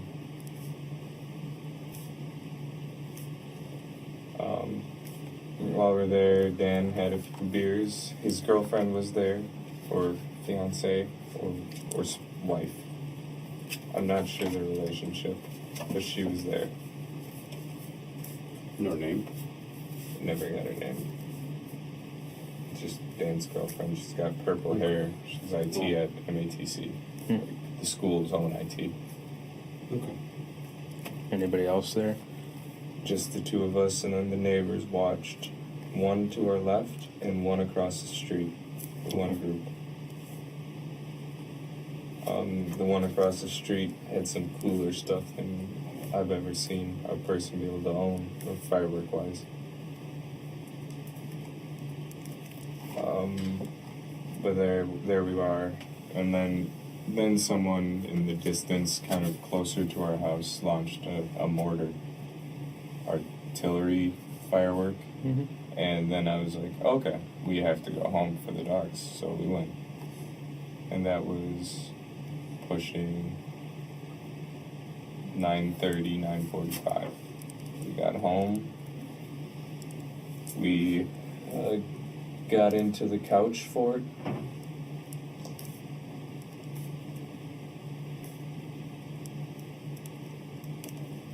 And put on Daybreak was the apocalypse show.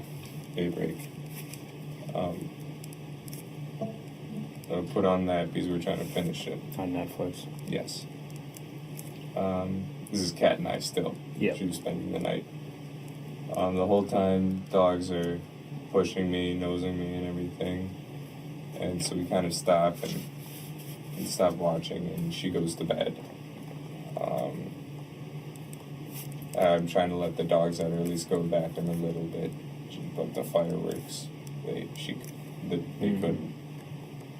When we get to bed upstairs in my room, because she doesn't like the couch, and she had work in the morning. Yeah. And I'd say that's 10-ish, 10:30, and the whole time the younger dog keeps jumping on us. So I leave Kat in the bed, and I go sit down in the the couches and chairs down by the real dinner table. Mm-hmm. I go sit there and just hang out with the dogs so Cat can get to sleep. Where we first started talking last night? Yes. Like the main kitchen, door. dining room, and the couches? Okay, I gotcha. sit down there so Cat can get some sleep because I don't work tomorrow. She does. Mm-hmm. Then I put the ladder in front of those steps so the girls can't come up. They pee on the kitchen, the tiles, so I clean that and at least they went before bed, you know. Mm-hmm. It wasn't the worst thing. They're not going to go outside. Yeah. Then I go to bed. Then it's Monday morning. Cat goes to work 7:50-ish, maybe earlier. Then I'm left to myself, so we put on New Girl in the couch for it on Monday morning. Mm-hmm. I go back and forth through some video games, and then back. Video games.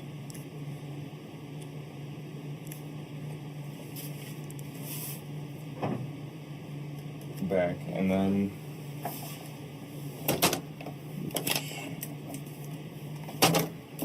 Those don't like to stand up very good. yeah, I'm sorry, I'm trying to stretch a little bit while I'm sitting. Hurts. So New Girl, video games. This is Monday. We're getting later. I have a little bit to eat for lunch.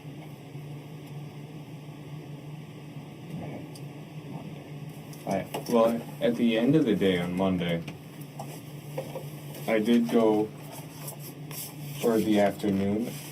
I did go to the farm to talk to Cress and Kat's mom. I told them what's happening with my health because I had the appointment at 2.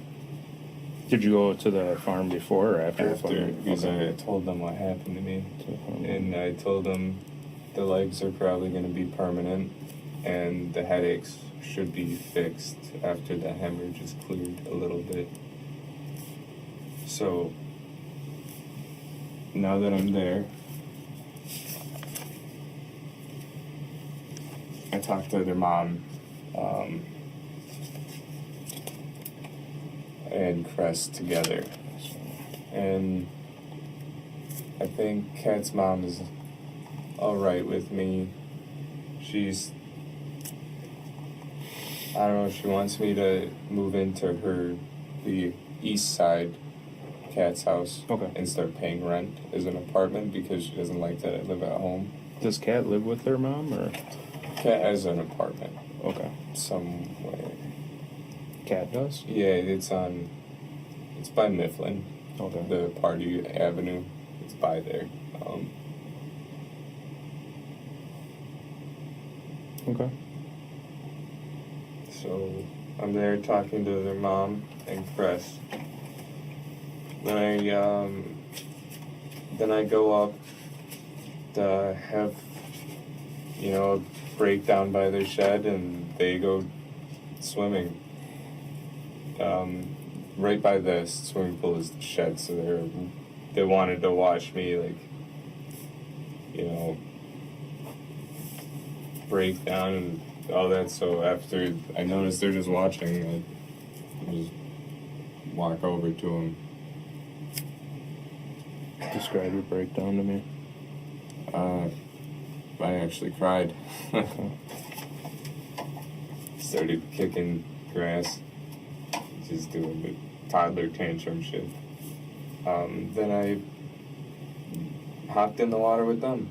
Okay. It was too late. I was in the water and I realized Crest didn't have a top.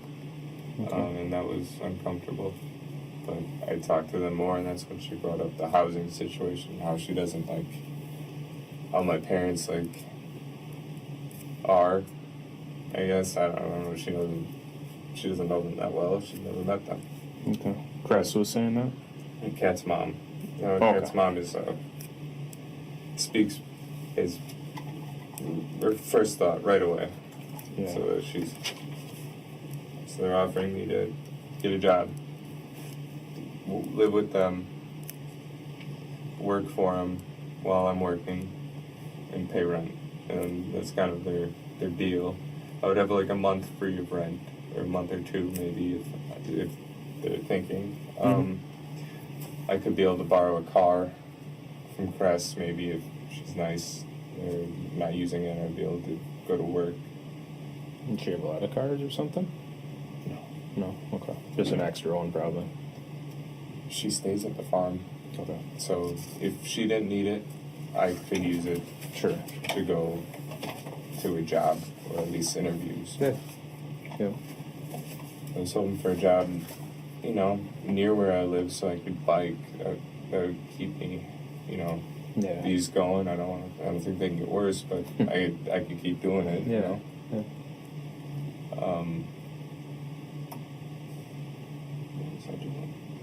Where are we? Sunday. So you were swimming, had a little breakdown. What were you having a breakdown about? You ever have your legs kind of? Yeah. No, I haven't. It's just.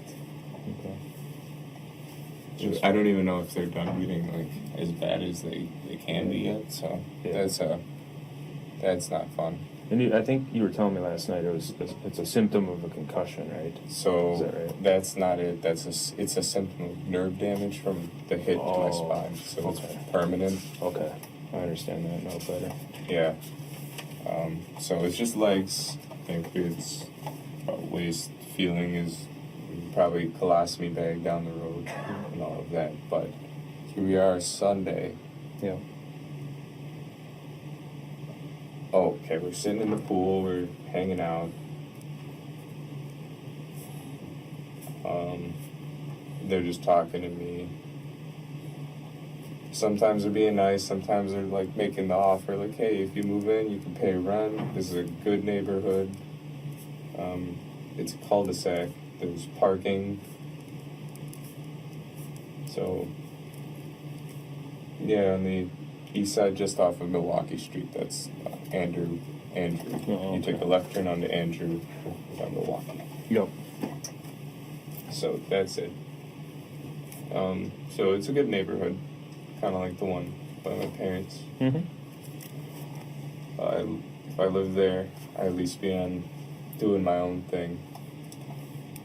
And then they're like, well, appreciate you stopping by. So I head out and I go, it was Monday afternoon, I go to dinner at Kat's house on the east side. Okay. What time do you think that was? Had to be 7:30. I left the farm, which is Cress's. 7:30 p.m. Cress's is the farm. Okay. So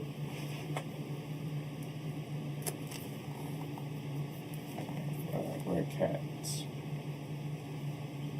And then she's planning on feeding me. This is Monday, correct? Yeah. It's after the farm swim with Cress. I think we just eat and cuddle a little bit. Okay. When I go home, there's the girls, let them out and go to bed because I kind of had a day. Yeah. What time do you think you left her place? I'd Kat's say place? 9. You left about 9. Okay. She didn't come with you? No, I was Okay. alone that night. Okay.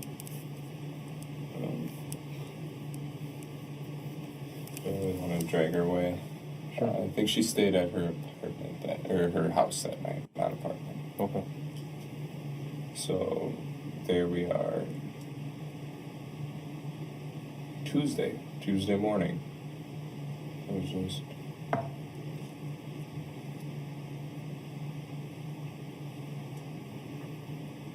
can't remember Tuesday. Dan wakes me up, I believe, with something, or not wakes me up. I did the 6 again with the dogs and the food, but I got back in bed. I don't know if I passed out or zoned out a little bit, but.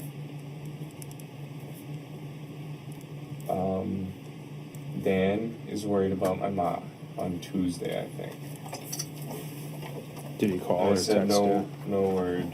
My mom I don't know if he called them. Okay. I think he just contacted. That's what I can think of. Reached out. Yeah, he reached out.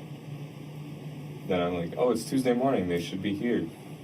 A little worried. I think I called my mom that day. All right.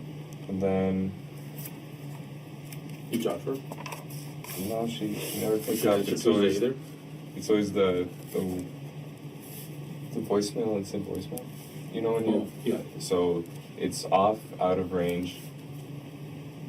I don't know the other factors that could give you that. It's like a voicemail right away. Goes right to voicemail, right? Yeah. Okay. So whatever factors can give you that.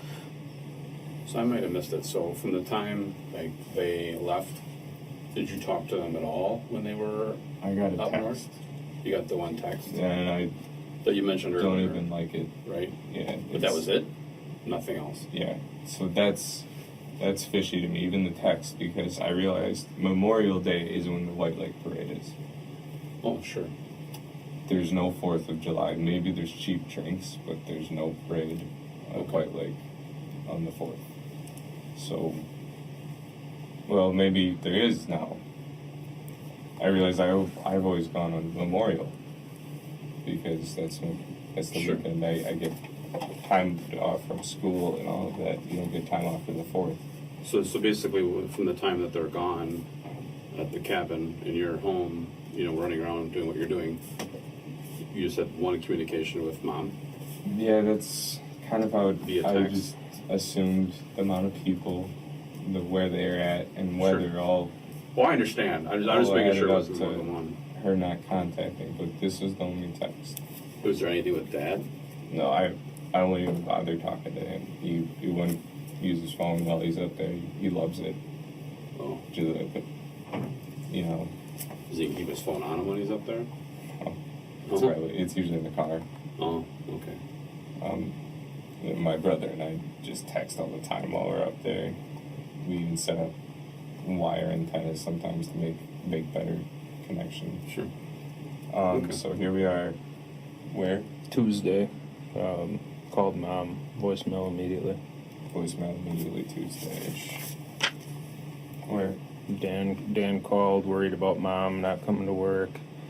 You had already fed the dogs and that before Dan called you, or reached out to you.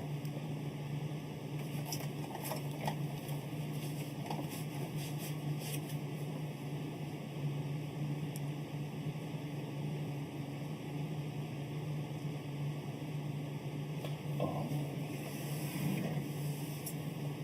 So Tuesday. I'm doing this kind of I got a coffee at a Quick Trip one day. Well, I think that could have been Tuesday morning. Okay. At Quick Trip, I got a coffee, and I used my dad's number at a Quick Trip to get me the free one because it was the Rewards. Cruiser Gold. Yeah. I could have afforded it, but there's a free one, and it's Tuesday, or it wasn't Monday. I could have gotten $1 one, but it was full price, I believe, and I grabbed the coffee because it was a free one. He hasn't used it for weeks, so I grabbed that at a Quick Trip. I couldn't tell you which one. I was just driving at that point.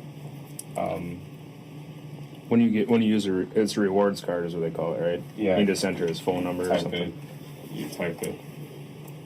Okay.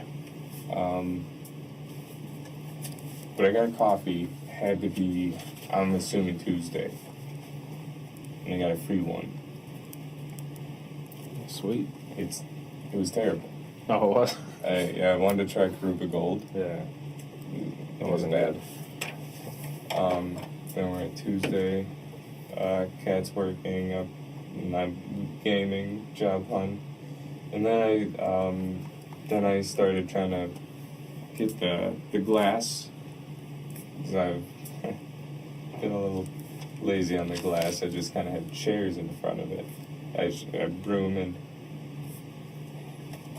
a little sweeper holder, you broom it into that. Dustpan. Yeah. And I'm tossing the glass into recycling.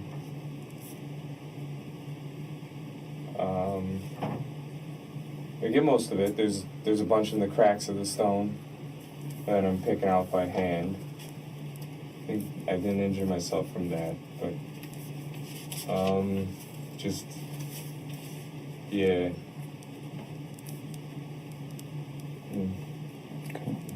Just my blood was kind of on the floor, so I got the Swiffer I borrowed from Kat, from the foot. I borrowed a Swiffer to mop. I Swiffered the floor, like not the stone, but the floor. And then I got a little bit in the kitchen, and then everywhere kind of I walked pretty much. The bathroom, the kitchen, and then I couldn't get the carpet, so I still stained that up real crappy. Where was their carpet at? The stairs between basement and kitchen. Carpet. Oh, that's right. Carpet stairs. I tried. I can't get it out. I don't know how to do that, but then all the way up to the laundry room where I found my first aid kit. I just tried to stop all the bleeding, but it wouldn't stop. So. And that blood was all coming from your left foot. Yeah, left foot hole. Left foot hole. Yeah. I mean, are we talking massive amounts of blood, or are we talking, a little bit, like describe? It started as drops until I got to the bathroom. And then I got back to go grab my sock and some of the paper towel. And then I see the glasses in there, so I grab a tweezers and I pull it out. And then it starts squirting out. And I got some on a little bit of the rock. It wasn't that bad of the rock. But I think the worst was that floor. When Chandler was booked into the police department, his foot was photographed and looked at. The cut he had was less than an inch long and incredibly shallow. Chandler emphasized the size of the wound in order to explain away any blood that is found in the house and further gain sympathy from the officers.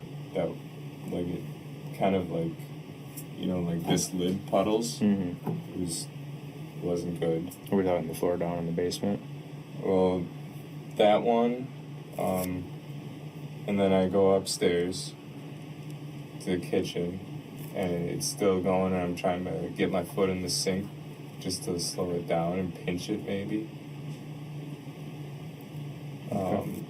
And then I waddle upstairs to the IFAC, or the first aid kit. And once I got it kind of bundled up, it stopped for what I know. Then I need to get some tape. We have a tape box in the basement. I go there and I opened it up again. I bled a little bit more, but the basement was easy to clean. It's just cement, Mm-hmm. a little bit of water, and I ragged that up. But I grabbed the tape box and I wrapped it. After that's Tuesday. Yep. That's Tuesday. Wings. I go to Kat's. Oh, okay. We had wings. What time? I think it could have been. I've been doing the BS of first aid and all of that. I go to Kat's house with her mom and her brother. That could have been 5 or 6. I can't give you the exact. Did you guys pick up the wings and go there, or? No, I drove to Kat's. Okay. Straight there. What'd you drive? The Subaru. Right. Car of choice. I just with the Volvo's seat, I can't do it with my foot. Okay.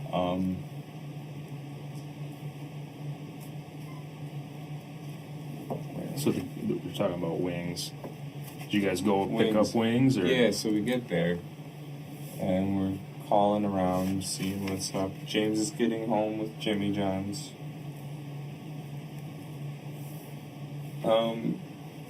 And we're like, oh, don't eat all of it. He's like, oh, I'm hungry now. Do all that post-gym crap thing. So he grabs, eats half of his sandwich, and then we go, Kat and I, the two of us, in my car, we go to Buffalo Wild Wings. Do you remember which one? I couldn't tell you. Okay. I don't.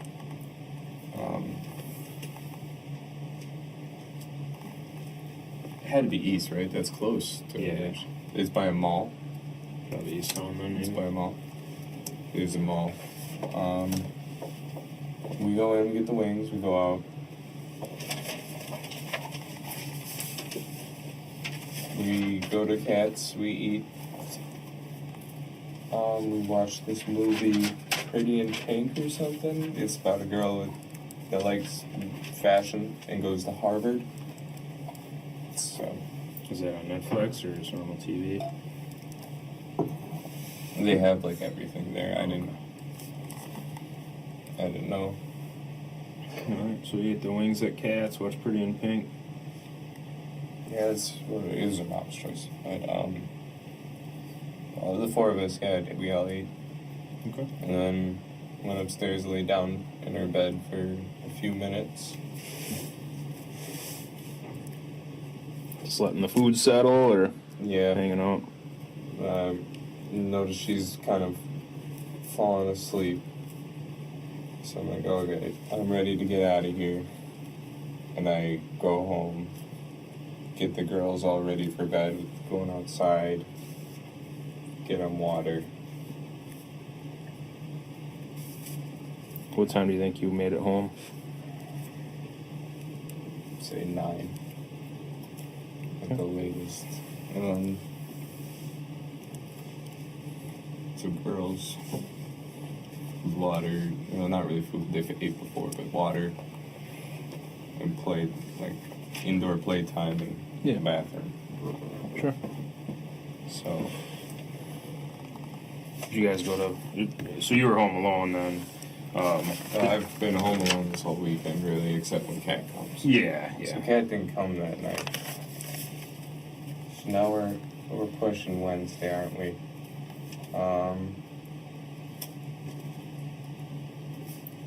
What time do you think you went to bed on Tuesday night? Probably pretty dang close to when I got home, 10 at the latest. Okay. I've kind of been tired lately. Sure. Then in the morning on Sunday? Or no, wait, where are we? Wednesday. Wednesday, okay, so Wednesday. I try to go to the farm, and I keep spamming Cress. I kind of need someone to talk to because freaking out about my parents. Jane's calling me. I give her the address to go to the farm, or to the cabin. Jane Helgendorf.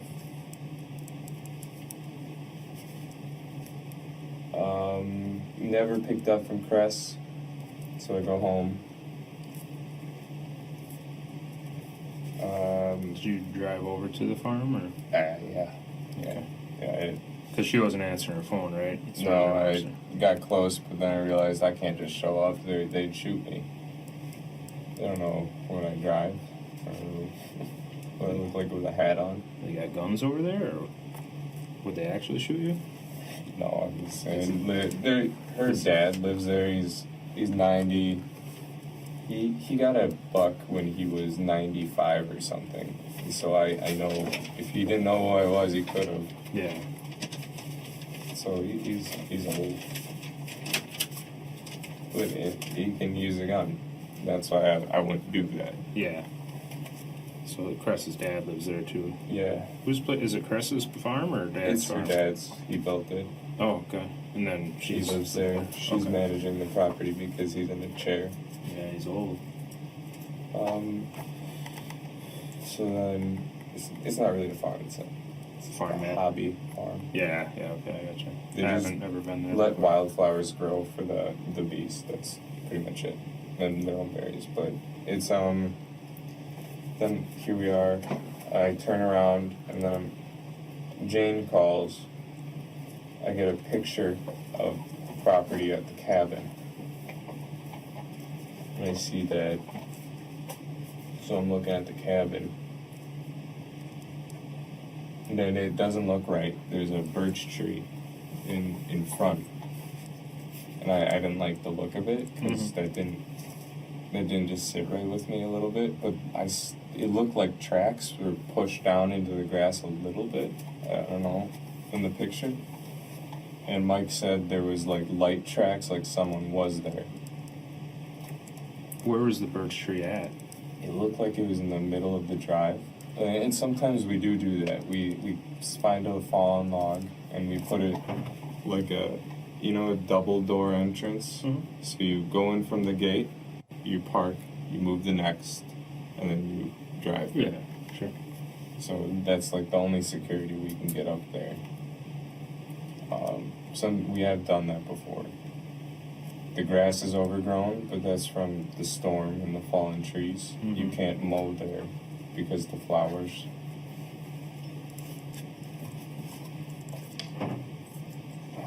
So with the birch tree, I mean, if you guys typically put stuff down like security, why did it look weird to you this time?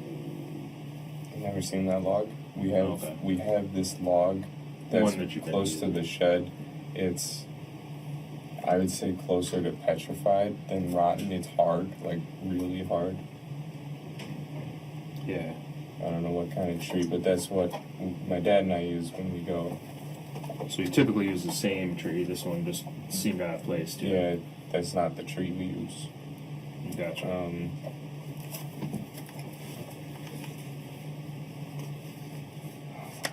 Where are we? Wednesday morning, Jane sends you a picture of the cabin. You see the birch tree and it looked All right. right to you. Then I go to the police station because I ask her, when should I make a thing? I'm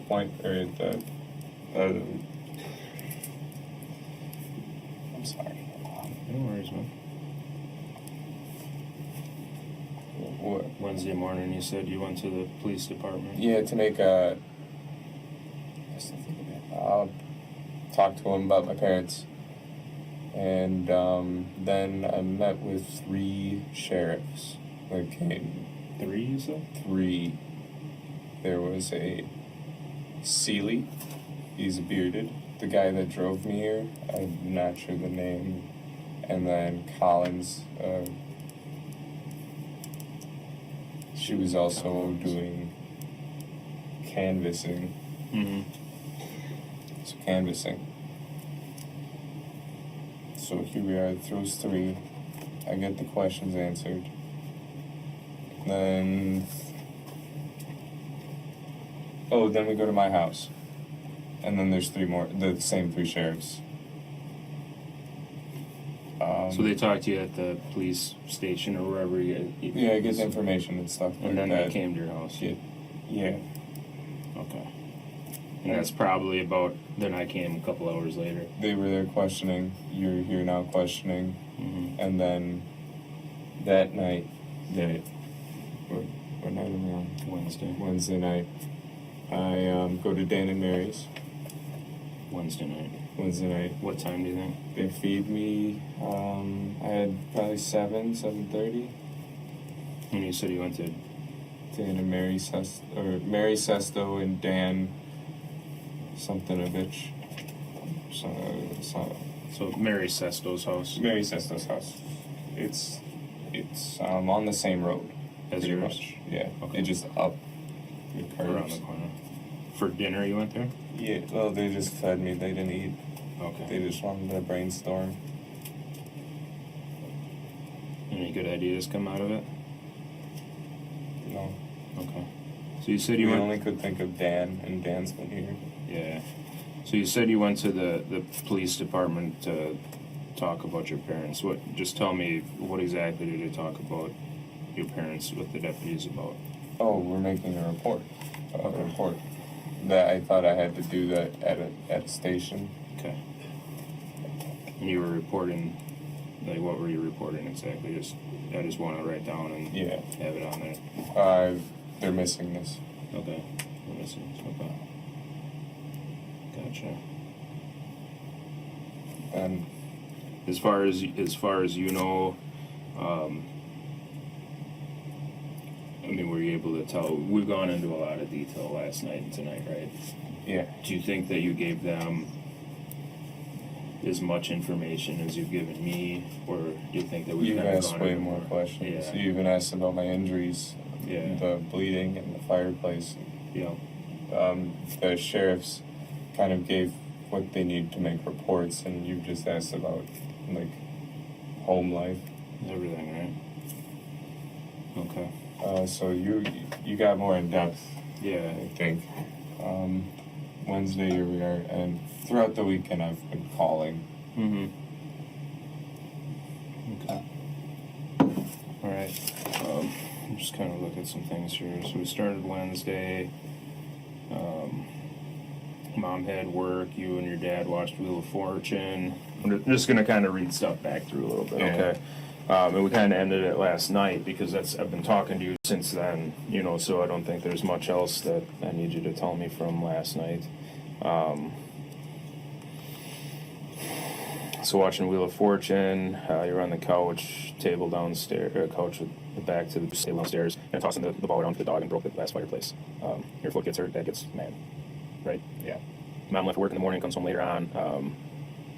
The dog was fine, not injured at all. Was it the dog or the ball that crashed into the glass? Both. The ball bounced it, but the dog hit it with the shoulder. Okay. That's how it broke. The ball wouldn't have done it. Yeah, probably not. Okay. All right. Playing games, watching YouTube, job search. I'm just gonna, instead of reading out loud, just make sure I don't have any questions. You guys typically make your beds every day? Looked like they were made yesterday when I was there. Yes. Okay. We usually use sheets every few days in beds.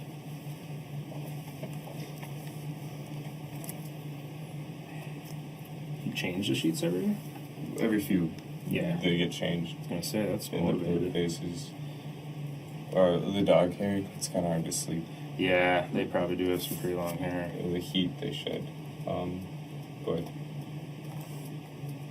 Oh, Yeah, no, that's fine. I get it. I got a dog. He sheds too, but you got two of them. All right.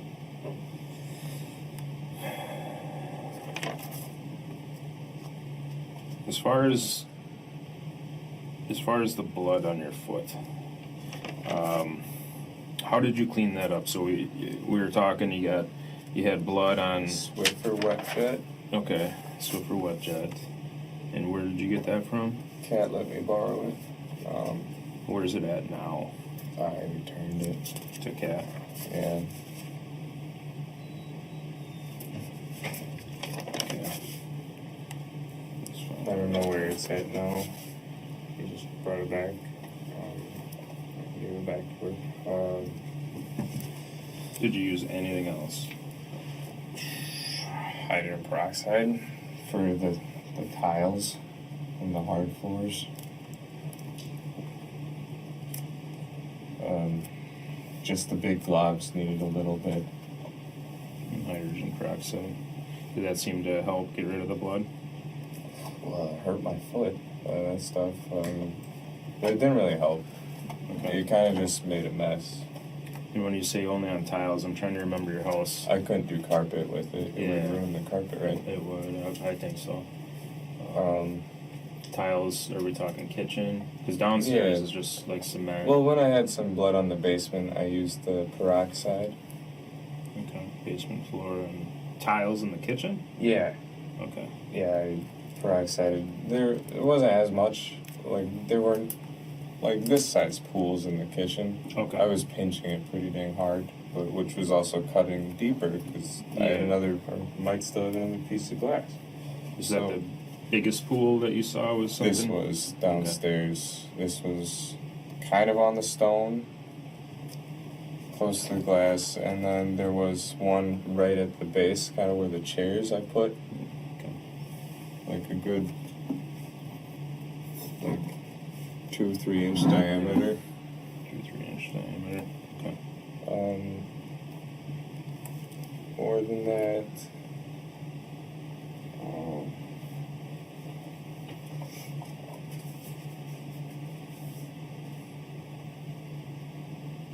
Did you do anything to? So I wrote down on Tuesday that you tried getting the glass cleaned up in the basement, tossed it in the glass and recycling. Did you clean up at all when it actually happened? No, my dad was furious. So you just So he did stuff. to clean it. Yeah, I don't know what he did, but he sent me to my room upstairs, and he did whatever he did. But it still was on the floor after he was done. Okay. Did your dad get injured at all when the glass broke? Did he step on any or He anything? sent me up, but I don't doubt it. When he gets mad, he's not thinking. So we don't know if your dad got hurt. No, Okay. no. But my best guess is that guy reached in the fireplace and cut off his arm or something. I don't know. Okay. What's up? Head pain? Do you guys have like Tylenol or something? I know you guys can't really offer anything like that, but Like a headache? yeah, I've been getting the migraines from all of the hits and stuff. Yeah, we can try and give you something. So all right. So cleaning up the blood, we just got the Swiffer and the hydrogen peroxide. Just kind of smeared it around. There's another paper toweling. Yeah, just that. Okay. And then there's, I don't know. Where did all those paper towels go? Just in the trash? Yeah, some just everywhere in my car trash, in my trash. They ended up in the car trash? There's a bag in the car that I carried around. It's a car trash. Oh, It's okay. like a gallon bag. Okay. That's more portable than the garbage can. So, yeah, bloody rag after bloody rag, just trying to get it all up. And I don't know, it was a lot. I didn't feel sick, so it couldn't have been that much, right? Yeah, you didn't lose enough to pass out or anything. Is there any reason to believe mom or dad's blood would be somewhere in the house? Have they been injured at all that you're aware of? Well, my dad scratches his psoriasis till he, like, gushes blood. Okay. Gushing, describe gushing to me. Enough to run down your leg, like cover your leg, I suppose. Like, he has it on his knee. So when he does this, it just, like, drips nice. down. I ask him to stop, but he doesn't do it when he's stressed out. Yeah. He just kind of, like, it's his tick. Yeah, probably itches. Does he, like, does it enough to get on the floor? Does it leave? Oh, yeah. Yeah, like how much, like, before we were talking the water bottle lid and the Yeti lid, is there, I mean, like, are we talking puddles like that or just drippings or? It could be enough. Okay. But I'm thinking Yeti lid if he's there and I don't catch him soon enough. Oh, jeez. My ma's blood, just from her bloody noses she gets sometimes when she wakes up. That's why we've been doing the humidifier and dehumidifiers. Yeah. Probably downstairs you get the. We have to do multiple of them, but she can't be in the living room too long because that's a dehumidifier. And if she does, her nose gets bad. Not like a regular one, she gets it bad. But she either goes to the kitchen to fix it, her vanity, or the bathroom. When she has bloody noses, are we talking it's just spraying around? Is it just dripping? Well, it's not squirting, but it's Just enough dripping, to and she doesn't notice it. Okay. She can't feel it anymore. When asked if there is any reason for his parents' blood to be found around the house, Chandler says yes, and gives places where the blood would be found. These are likely the areas where he killed his parents, or places he remembers their blood being during the attacks. Chandler keeps emphasizing how much his mom would get terrible nosebleeds, and his dad's psoriasis would cause his leg to bleed, but the amount of blood that would be found would be insignificant. This is Chandler's way of explaining away evidence that is yet to be found by the police. Is there any reason to believe that in either one of their vehicles there would be any of their blood? Their vehicles? Yeah. Or anybody's vehicle, let's say that. Maybe car trash. Mom's car trash would definitely the past few days.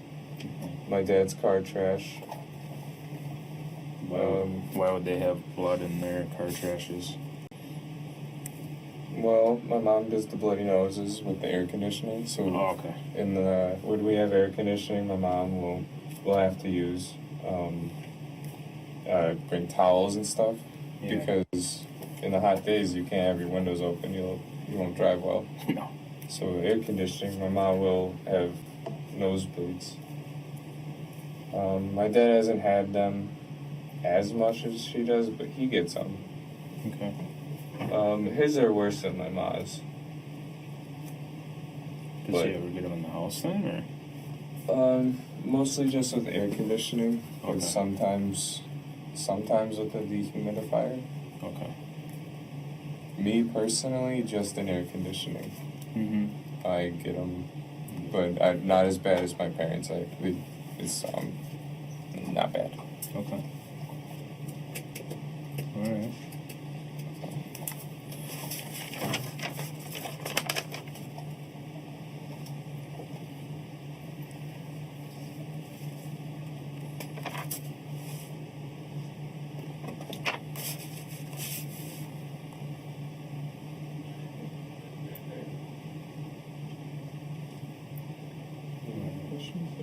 Yeah, I'm just listening right now. I'm just thinking. It's kind of absorbing. I just want to make sure that I'm asking everything so I don't have to keep calling you and stuff. You know my brother, is he okay? Mitch? Yeah, did he make it? I know, that's a long drive for He hasn't those called. two. Yeah, he hasn't called me at all, so I don't know. I don't think they've ever done a trip like that. So it's like 3 hours, 3.5 hours. Yeah, Mitch, Caitlin haven't. Okay.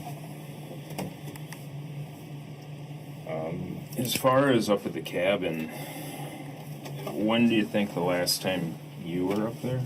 Personally, last year, Last year. Memorial Day, I believe. If it wasn't the weekend before Memorial. I didn't make the parade. I never got to go last year. When do you think the last time your mom or dad were at the cabin before? My dad went when my brother was diagnosed with diabetes. When was that? The weekend before my concussion, so 1, 2, 3. Not including this week. 3, 4. Yeah, 4. 4 weeks. He's bringing it up. Probably okay. But he wasn't born with diabetes. No, this was. I think it's the kind you're born with. This year, like 3-4 weeks ago. Yeah. Okay. He went up, noticed our plumbing's gone to crap, and he bought a new set or something at a flea farm or a Home Depot, or it's like a 4-way converter type thing for the plumbing. Okay. Something For the cabin. Yeah, for the cabin. It's for like a toilet or? Yeah, we have a toilet up there actually now. Nice. Not just an outhouse. No, there is an outhouse. Yeah, you want to ask friend? I gotta Yeah, I appreciate that. Advil? Cool. What did you say? I got Advil, does that work? Yeah. Cool. I was like, I thought you said Adderall. No, I don't have No, that. not that. Just Advil. Just over the counter stuff. Yeah. Thank you. Like 3 of them work? Yeah. Appreciate it. You bet. No, hold your hand. I'll drop them on there. Thanks, Tim. You say Advil on them, right? You put them on your mouth already? Never mind, they're Advil. No, I just got So the plumbing went to true crap. serum. No. Is it Just like Advil. was it a sink or a toilet or what was it with the plumbing that went bad? So when we have to pour water in every time we go up to start the pump. Oh, okay. So some reason by pouring water in, the water never rose in the toilet bowl apparently. So you couldn't flush it. You know, the water didn't come to the toilet. Mm-hmm. So he needed a new thing to stop whatever the problem was. I think leaking. I don't know. I didn't hear everything from him. Sure. How did you find out about that? He? Yeah. How did you know that there was a plumbing issue up there? Well, he went up there just to go see the cabin. Oh, so when you went up a couple weeks ago, he realized an issue. This time, he wanted to fix it. Well, he fixed the major issue, so it won't be flooding the house. Okay. Or the cabin. Now, he wanted the pipe set to redo it. Okay. Because we need new pipes because they're lead. And I think we might be moving to plastic because there's no water heat. We can do plastic. Yeah.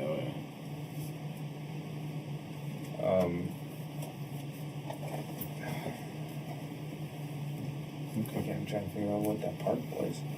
But that was when Mitch, diabetes, the number one.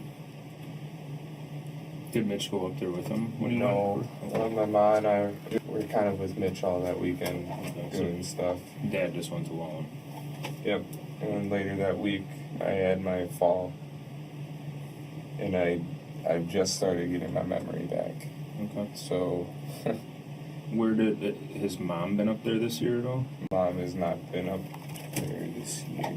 Maybe they were up there before.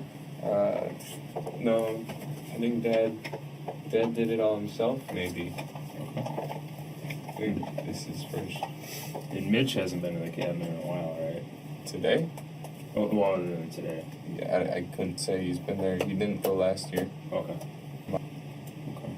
Does he kind of do his own thing, or? Mitch hasn't lived with us, or, like, he's got a family now, a dog, a girlfriend, no kids, but cool. He's kind of, opposite side of time. You know how it is with brothers. Yeah, okay. He's flew the coop. Got a few of them myself. Yeah. All right. I've started thinking about that myself, and my parents are trying to figure that out with me. Mm-hmm. Bill, anything about that? We got all the background, I think, right? Yeah, I think so. So, I think it's time we start talking about what happened to your parents. Like the truthful version. Okay. At this moment, Chandler is immediately hit by what's commonly referred to as fight or flight. Throughout the interrogation, he has been leading the police, getting more and more confident as they seem to buy into his story, but now realizes that he is not getting out of the situation, and pay attention to what he says. Okay. So we have like 20 pages of writing. We're going to start with a clean white piece of paper for you to start telling the truth. Okay. What? Because listen to me. This is the only chance you're going to have to tell us the truth. Okay. What we listen. I can't tell you what we know, but we know you're not telling us the truth. We know your parents are no longer with us. Okay, and we know the reason why. Okay, you need to tell the truth. Listen. You need to tell the truth about what happened, and just tell us why it happened. Okay. If something happened, if you were defending yourself, or if you just got fed up with stuff, you need to tell us the truth. Okay. This is your chance to tell us why. Okay? I'm not BSing you. Okay? So can we do that? Okay.